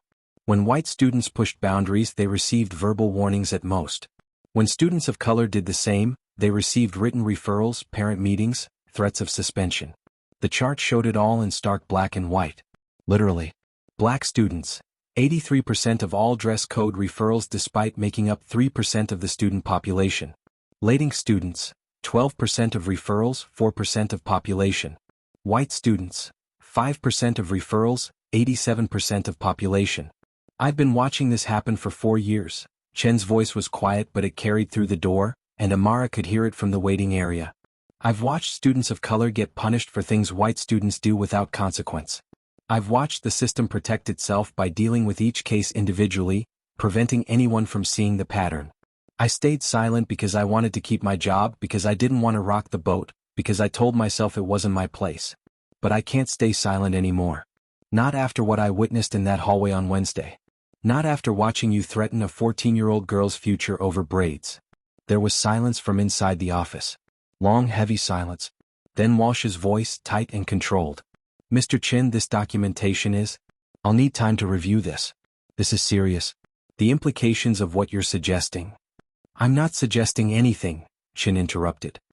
I'm stating facts. I have documentation. I have patterns. I have proof. And Principal Walsh, you need to understand something. If this goes to court, if Amara's family decides to sue for discrimination, this documentation exists. It's backed up in 3 separate locations. It's already been shared with the teachers' union representative. The pattern is documented. The question now is what you're going to do about it. Amara felt Sophie squeeze her hand tighter. They couldn't see into the office, but they could feel the power dynamic shifting, could sense that something fundamental had changed. Walsh's voice again, quieter now, defeated. I need to call an emergency school board meeting. This afternoon. This has escalated beyond my authority to handle alone. The main office door opened with enough force to make everyone jump. Nana Grace walked in, and she wasn't alone. Behind her came 3 other elderly black women, each one dressed like they were heading to a church service or a courtroom. Nana Grace wore a deep purple suit with a silk blouse, pearl earrings, and heels that clicked authoritatively against the polished floor despite her age. The women with her, the church mothers as they were known in their community, wore similarly impressive attire. These were women who'd marched in the 60s, who'd fought segregation, who'd stared down police dogs and fire hoses, who'd survived Jim Crow and built communities in spite of everything designed to break them. They carried themselves with a dignity and authority that immediately changed the atmosphere in the waiting room. This wasn't a group of concerned grandmothers. This was a delegation. A force. Maya was still at work, unable to leave again without almost certainly being fired. But she'd called her mother, and Nana Grace had mobilized. Amara stood up when she saw her grandmother, relief flooding through her. Nana Grace walked straight to her granddaughter and pulled her into an embrace, then held her at arm's length and looked her over. You okay, baby? Nana Grace asked, and Amara nodded, not trusting her voice. Then Nana Grace turned to face Mrs. Patterson at the reception desk. I'm Grace Thompson, Amara Williams' grandmother and guardian for today's purposes since her mother cannot leave work. I understand there's an emergency school board meeting being called. I'd like to address the board. Walsh emerged from his office at that moment, having heard the commotion. When he saw Nana Grace and her delegation, his expression shifted through several emotions too quickly to track. Confusion about who these women were. Annoyance at another complication. A dismissive assessment that these were just concerned family members he could placate and dismiss. Ma'am, I appreciate your concern for your granddaughter, but this is a private administrative matter. We're handling it through proper channels. There's no need for... I'm not asking for permission, Principal Walsh, Nana Grace interrupted, her voice calm but carrying the weight of someone used to being heard. I'm informing you that I will be addressing the school board this afternoon. This is not a private administrative matter. Not anymore. Walsh's face hardened. Mrs. Thompson, with all due respect, you don't get to dictate. It's Dr. Thompson, one of the church mothers corrected quietly. Show some respect. Walsh blinked, recalibrating. Dr. Thompson, school board meetings, especially emergency sessions, are not public forums. We'll take your concerns into consideration, but... Nana Grace pulled her phone from her elegant handbag and pulled up Facebook. She turned the screen toward Walsh, and even from where Amara was standing she could see the numbers. 50,000 shares. Hashtags trending. The post had a photo of Amara's braids, beautifully lit, along with a detailed account of what had happened at Madison Preparatory Academy. I posted this at 6 o'clock this morning, Nana Grace said calmly. It's now 9:30. 50,000 shares and counting. Local news has picked it up, as you can see from the vans outside. National news is starting to call me. The NAACP is asking for details. The ACLU wants to know if we need legal representation. So when I say this isn't a private matter anymore, I'm not being dramatic. I'm being factual. Walsh's face went from red to pale to red again. He looked out the window at the news vans, now 3 in number, with cameras set up and reporters doing stand-ups in front of the school. You called the media? Walsh's voice was strangled. I called everyone, Nana Grace said simply. Because this isn't just about my granddaughter anymore. This is about every black child who's been told their natural hair is unprofessional. Every student of color who's been forced to shrink themselves to fit into spaces that were never designed for them. Every family that's been told to be grateful for acceptance on someone else's terms. You wanted to make this about dress code policy? Fine. Let's talk about your policies in front of the whole world. Another church mother stepped forward, Sister Martha, a woman in her 70s who'd taught Sunday school for 40 years and had a reputation for taking no nonsense from anyone. We're not here to cause trouble, young man. We're here to ensure justice is served. Now you can include us in your board meeting willingly, or you can try to exclude us and explain to those reporters outside why you're refusing to let concerned community members speak about discrimination against children. Your choice. Walsh looked like a man drowning in water that was rising faster than he could bail. Everything was spinning out of his control.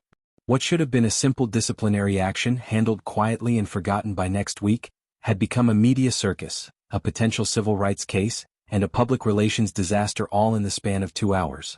The board meeting is at 3 o'clock this afternoon, Walsh said finally, his voice defeated. In the school library. I can't promise you'll be allowed to speak, that's the board's decision, but you can attend. We'll be there, Nana Grace said. And Principal Walsh? You might want to make sure you have all your facts straight. Because I have mine. A 4th news van pulled up outside. Then a 5th. Someone from the local newspaper arrived with a photographer. Madison Preparatory Academy, which prided itself on its discretion and its reputation for academic excellence, was about to become the center of a very public conversation about race, discrimination, and whose version of professional gets enforced.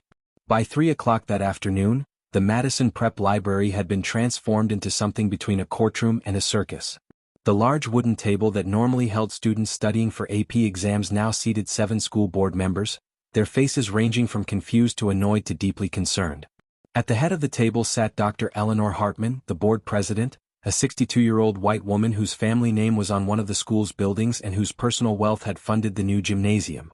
Principal Walsh sat to Dr. Hartman's right, looking like he'd aged 5 years in the past 6 hours.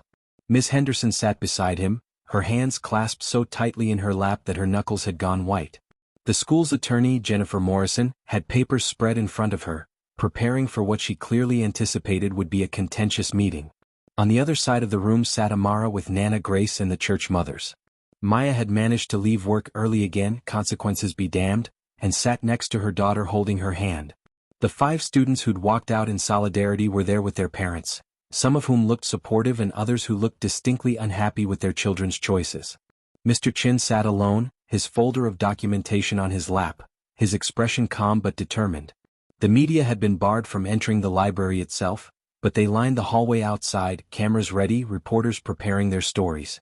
Through the library windows, more news vans were visible in the parking lot. This meeting was closed, but the world was watching anyway. Dr. Hartman called the meeting to order with a sharp rap of her gavel, a theatrical touch that Madison Prep's board always employed to remind everyone of their authority and gravitas.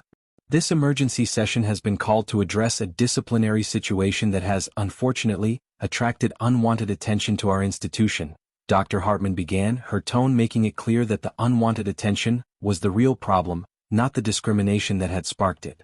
Before we begin, I want to state clearly that Madison Preparatory Academy has a long and proud tradition of academic excellence and treating all students fairly and equally. Any suggestion otherwise is simply not supported by our history or our values. Already she was defending the school, circling the wagons, preparing to protect the institution at all costs. Now, Dr. Hartman continued, we'll hear from Principal Walsh regarding the dress code violation in question and the subsequent disruption to the academic environment. Walsh stood, pulled out his notes, and began a carefully prepared statement about policies and procedures and the importance of maintaining standards. He made it sound so reasonable, so bureaucratic, so completely divorced from what had actually happened. In his telling, this was a simple matter of a student refusing to comply with clearly stated rules, not a case of racial discrimination. As Walsh spoke, Nana Grace sat quietly, her hands folded in her lap, her expression serene. But Amara could feel the power radiating from her grandmother, the coiled strength of someone who'd been in rooms like this before, who knew how these battles were fought and won. Walsh finished his statement and sat down. Dr. Hartman nodded approvingly. "Thank you, Principal Walsh. Now, does anyone else have?" Nana Grace's hand went up. Calm, steady, undeniable. Dr. Hartman looked at her with barely concealed annoyance. "Ma'am, this isn't a public forum. This is a closed administrative meeting. You can submit written comments to the board for consideration, but—" Nana Grace stood up anyway. Slowly, with the kind of deliberate dignity that comes from decades of refusing to be dismissed. She stood up, and somehow in that moment she commanded the entire room. "I'm aware this isn't a public forum," Nana Grace said, her voice carrying clearly through the library. "I'm also aware that I have something you need to hear." Dr. Hartman's face flushed with irritation. "I understand you're upset about your granddaughter's situation, but we have procedures." "I'm also aware," Nana Grace continued as if Hartman hadn't spoken, "that I'm the largest single donor to this school's scholarship fund." The room went completely silent. Every board member's attention snapped to Nana Grace. Walsh's mouth fell open. Henderson looked confused. Even the attorney stopped shuffling papers. "Excuse me?" Dr. Hartman said, her condescending tone faltering. Nana Grace reached into her handbag and pulled out a folder. Not a thin folder. A thick one, professionally organized with tabs and documentation. She placed it on the table in front of her with a soft thud that somehow sounded loud in the silent library. "My name is Dr. Grace Thompson," she said, and now her voice carried not just authority but weight, history, power. "I'm a retired educator with a doctorate in education policy from Howard University. I taught for 32 years in public schools. After I retired, I went into technology consulting and was fortunate enough to make a considerable amount of money.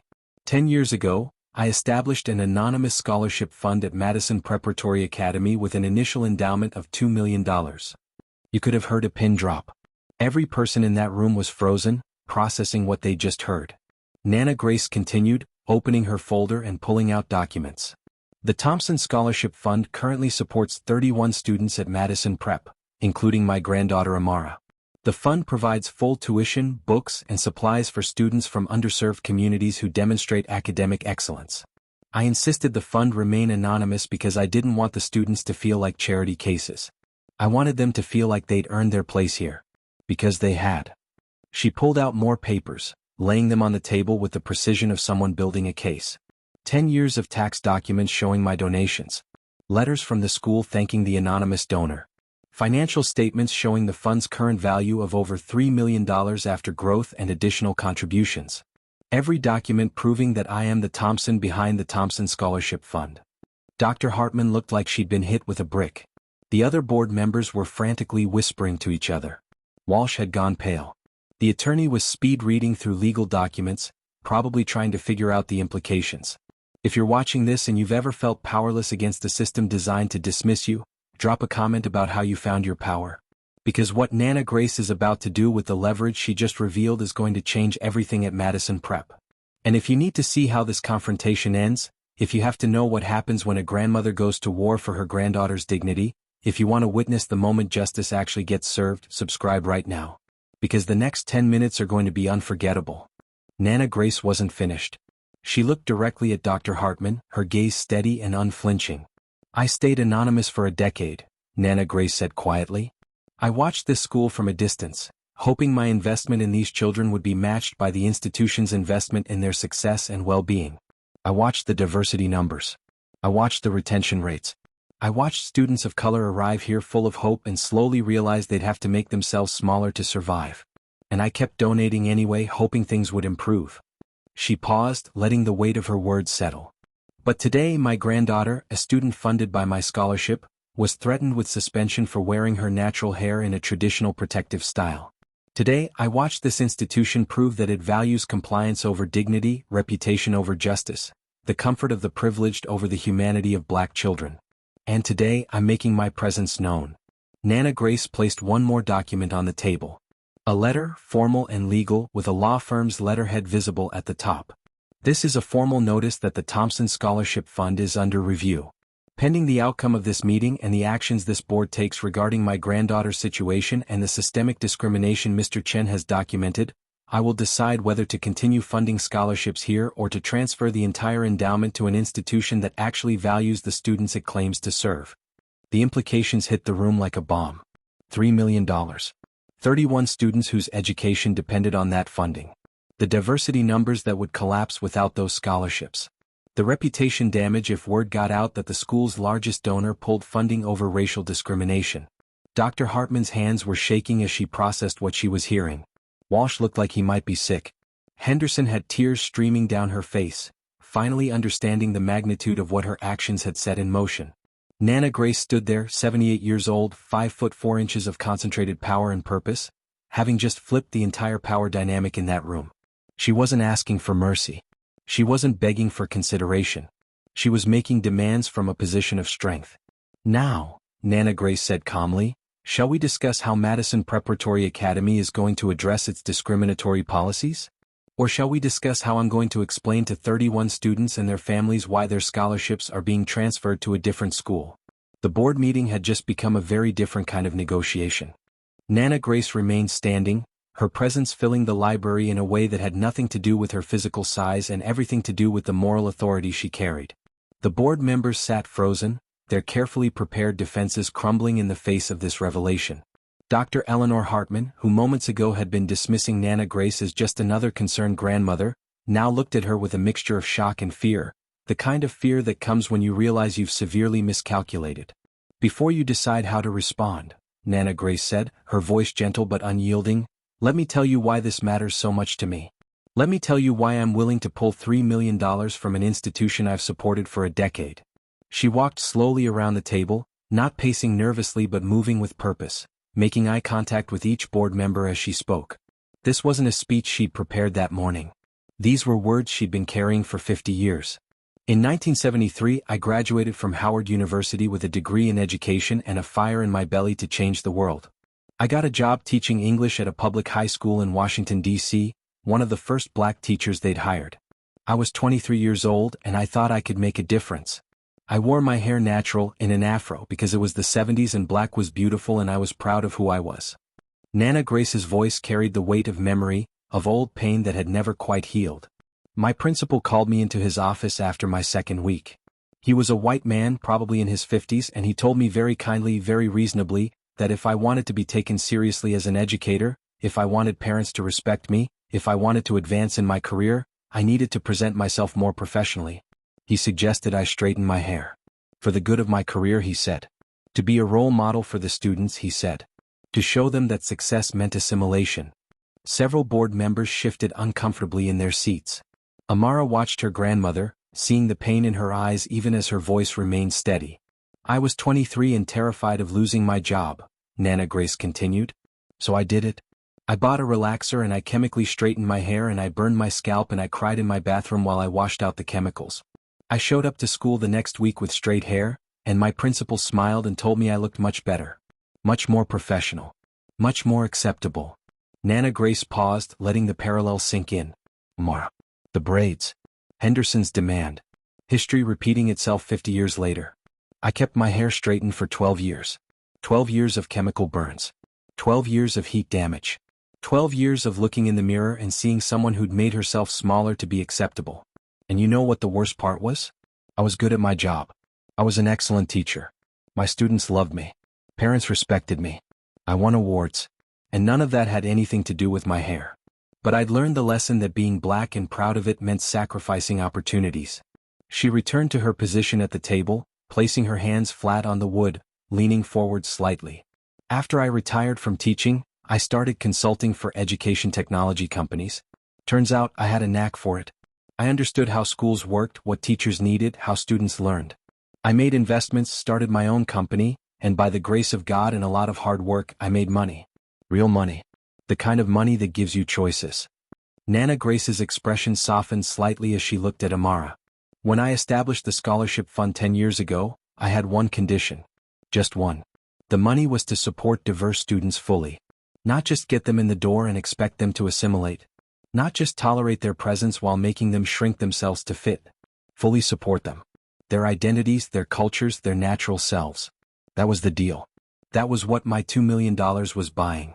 She pulled out another document from her folder, this one a spreadsheet with graphs and numbers. For 3 years, I've been watching your diversity numbers decline despite the scholarship program. Students of color arrive here thanks to my funding, and within a year or two they leave. They transfer out. They go back to public schools. They choose institutions that don't have Madison Prep's reputation or resources, but where they can exist without constantly defending their right to be themselves. The numbers on the spreadsheet told a devastating story. Of the 31 students currently on Thompson scholarships, 11 were in their first year. 8 were in their second year. Only 12 had made it to third or fourth year. The retention rate was abysmal, and it wasn't because of academic failure.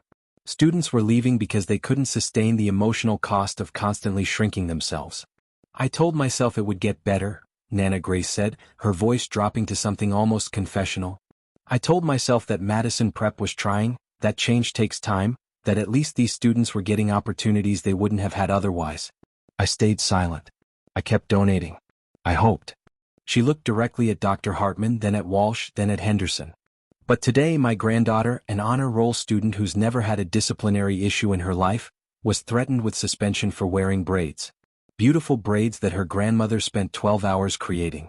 Braids that connect her to her heritage, to her ancestors, to every black woman who's ever been told her natural beauty is unacceptable. And I realized something. My silence isn't kindness. It's complicity. By continuing to fund this institution while it systematically makes black and brown students feel unwelcome, I'm enabling the very discrimination I experienced 50 years ago. The church mothers behind Nana Grace nodded in agreement, their presence a silent chorus of support and witness. So here's what's going to happen, Nana Grace said, her voice hardening into something that left no room for negotiation. This board has a choice to make today. Right now.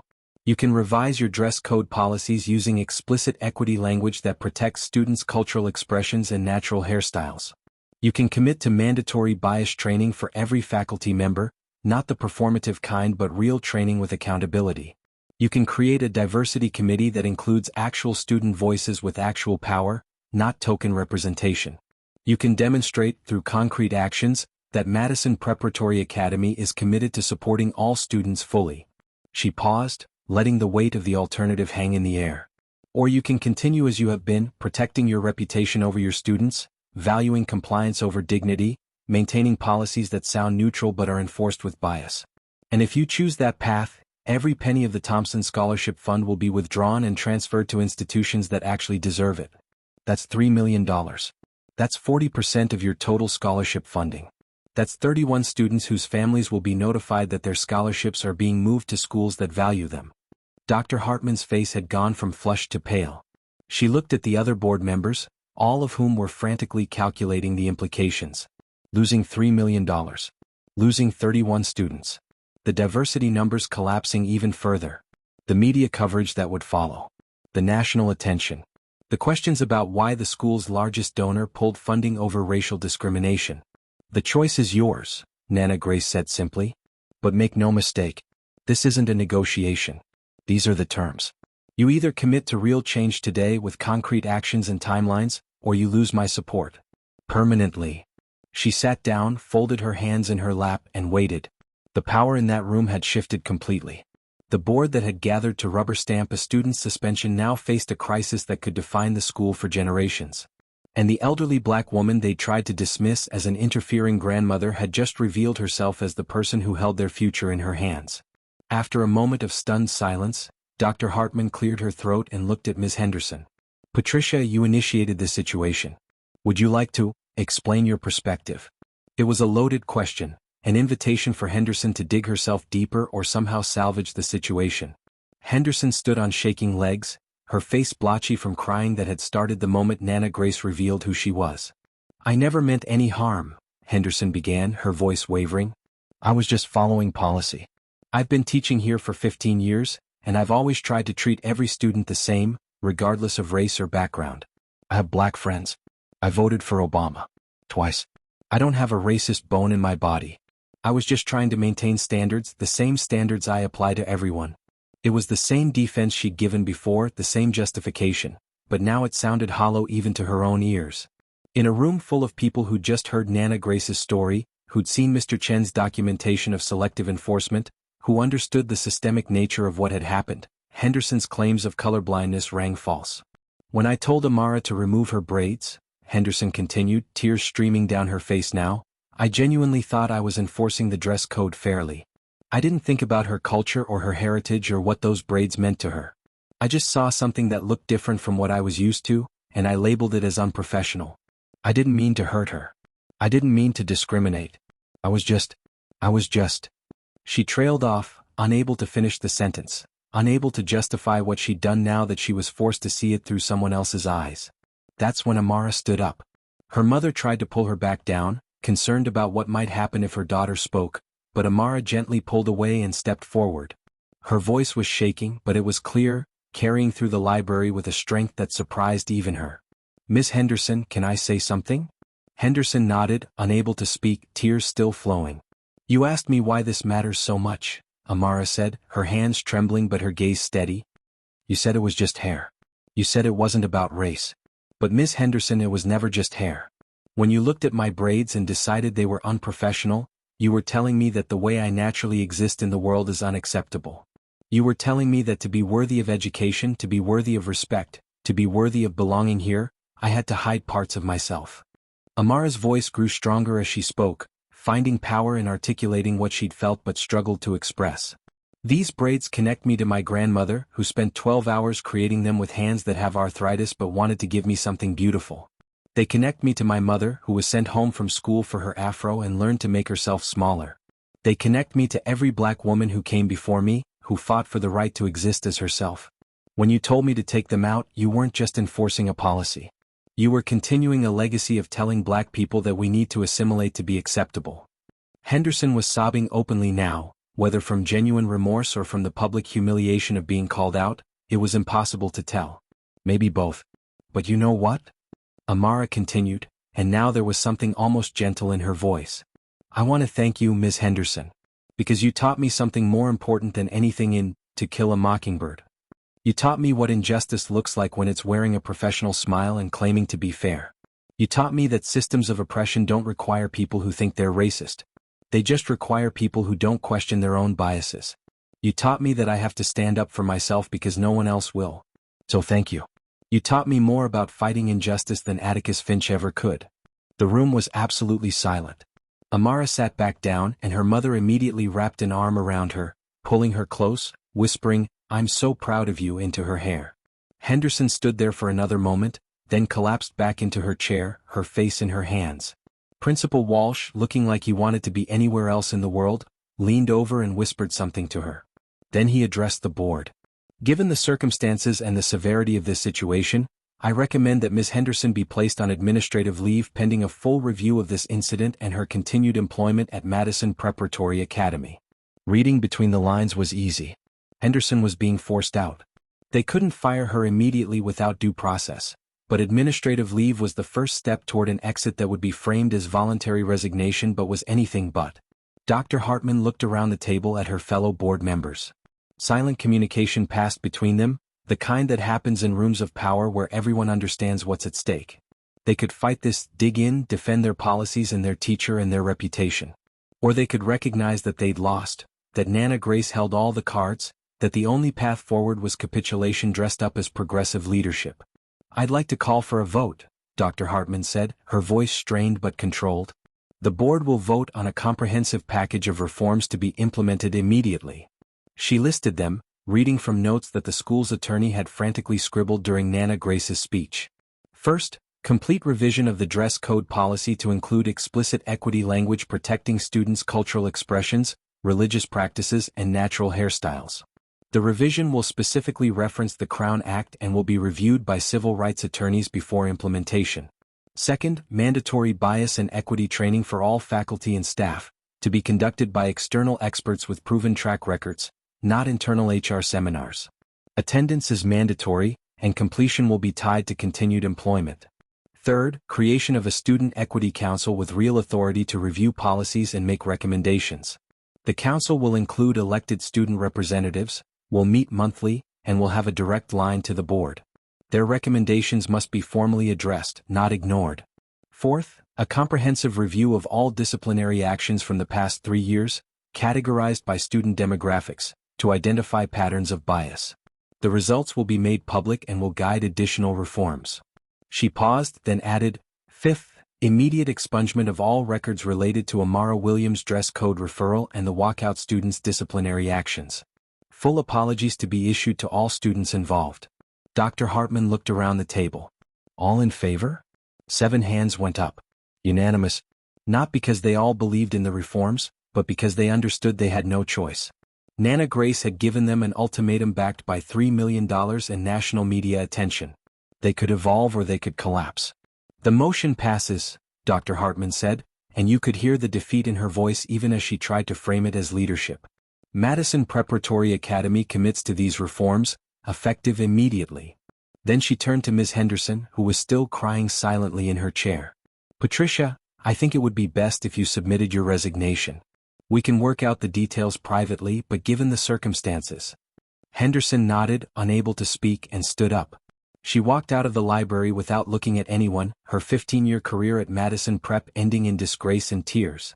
Whether she'd learned anything from this experience, whether she'd genuinely understood the harm she'd caused or just felt victimized by the consequences, no one could say. Principal Walsh was asked to step outside next. The board wanted to speak with him privately about his handling of the situation, his initial support of Henderson, his failure to recognize the discrimination happening under his leadership. He left looking 10 years older than when he'd arrived, understanding that his own future at Madison Prep was now in question. Mr. Chun was called forward and publicly thanked for his documentation and his courage in speaking up. The board promoted him to department head, effective immediately, a move that was both genuine recognition of his integrity and a calculated PR decision to show they were taking action.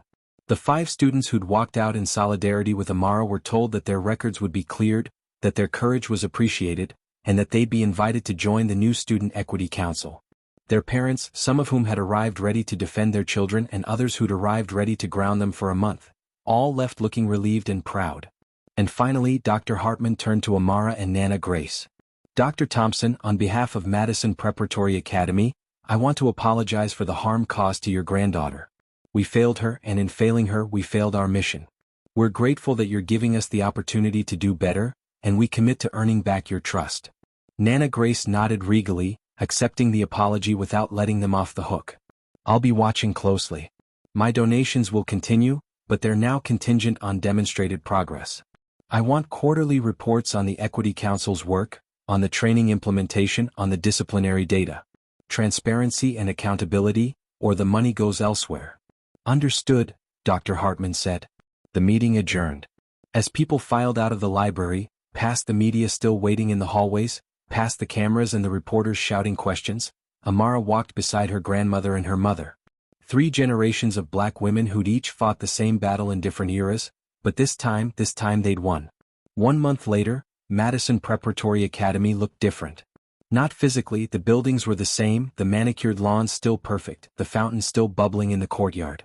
But something fundamental had shifted in the atmosphere, in the way students carried themselves, in whose voices were heard. The entire school had gathered in the auditorium for an assembly. On stage, Amara Williams stood at a podium, her braids falling over her shoulders, now adorned with different cuffs, silver this time, catching the stage lights. She wore a navy blazer and spoke with the confidence of someone who'd faced down injustice and won, who'd learned that her voice mattered, that standing up changed things. When I was asked to help lead the new Student Equity Council, Amara said, her voice carrying through the auditorium without a tremor, I almost said no. I was scared. I was tired. I'd already fought one battle and I wasn't sure I had the energy for more. But then I thought about all the students who fought before me, and all the students who'll come after me, and I realized that this work doesn't end. Justice isn't something you win once. It's something you maintain, something you protect, something you fight for every single day. She looked out at the audience, at the sea of faces representing every background, every culture, every identity that made up Madison Prep's student body. Look around this auditorium, Amara continued. Look at the students sitting next to you. You'll see natural hair, locks, braids, hijabs, yarmulkes, expressions of identity that a month ago some people wanted to regulate out of existence. You'll see people being themselves without fear. That's what we fought for. Not special treatment. Not exceptions to the rules. Just the right to exist as ourselves while we learn. In the audience, Sophie sat with a group of allies, all wearing small pins that said, "Protect Black Hair," in rainbow letters. They'd formed their own club, white students and students of color working together, learning from each other, committed to being better allies than the generation before them. Brandon sat a few rows back, his hand unconsciously going to his short hair, probably thinking about the locks he'd cut off freshman year. He couldn't get that time back, couldn't undo that choice, but he could make sure no freshman after him felt that same pressure. In the front row reserved for special guests, Nana Grace sat next to Maya. Both women were beaming, their eyes wet with proud tears. They'd lived to see the change they'd always hoped for, the generation that wouldn't have to hide.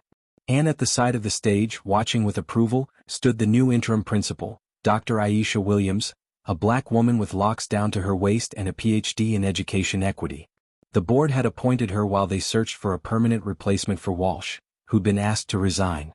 Dr. Williams was making it very clear that Madison Prep's culture was changing from the top down. They wanted me to change my hair, Amara said, reaching her conclusion, her voice strong and clear and absolutely certain. Instead, we changed the school. We changed the policies.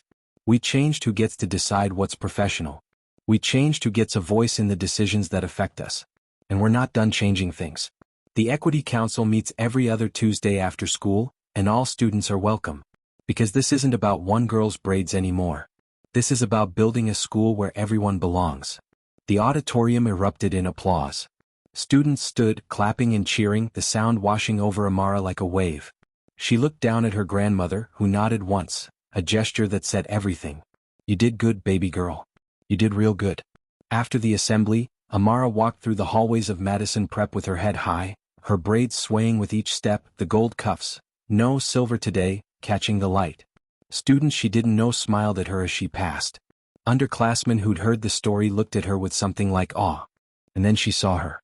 A freshman, maybe 13 years old, black girl with fresh box braids, even more intricate than Amara's, with beads at the ends that clicked softly when she moved. The girl was standing at her locker with her friends, laughing about something, completely at ease, not hiding, not shrinking, just existing. Their eyes met.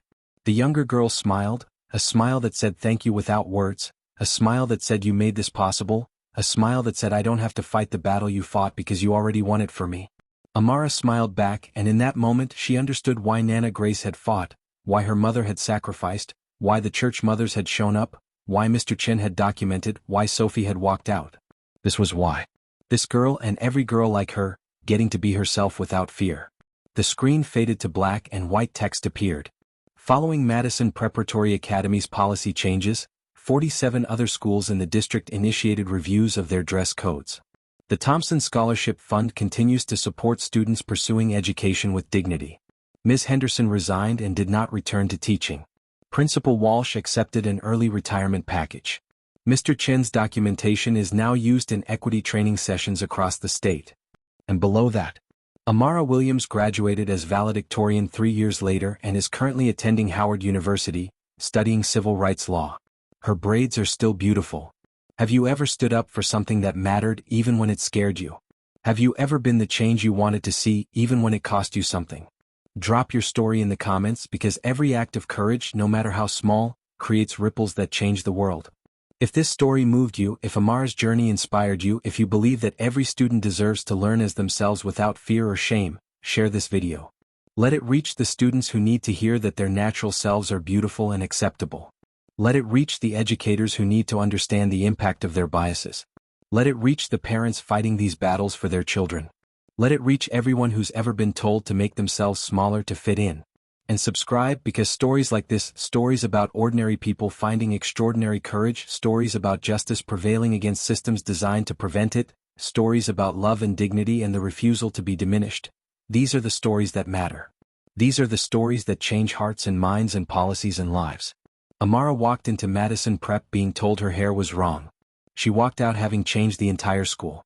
Not because she was special, not because she was exceptionally brave, but because she decided that enough was enough, that this generation wouldn't carry the same burden as the ones before, that she deserved to learn as herself. And in the end, that decision, that simple refusal to be smaller, changed everything. The camera pulled back one final time, showing Amara walking out of Madison Prep's main entrance, her braids catching the afternoon sun, her head high, her future bright, her identity intact. Behind her, through the school's windows, you could see students of every background moving through the hallways, learning together, existing together, being themselves together. This was what victory looked like. Not perfect, not finished, but better. Always, persistently, courageously better. The screen faded to black for the final time. The end.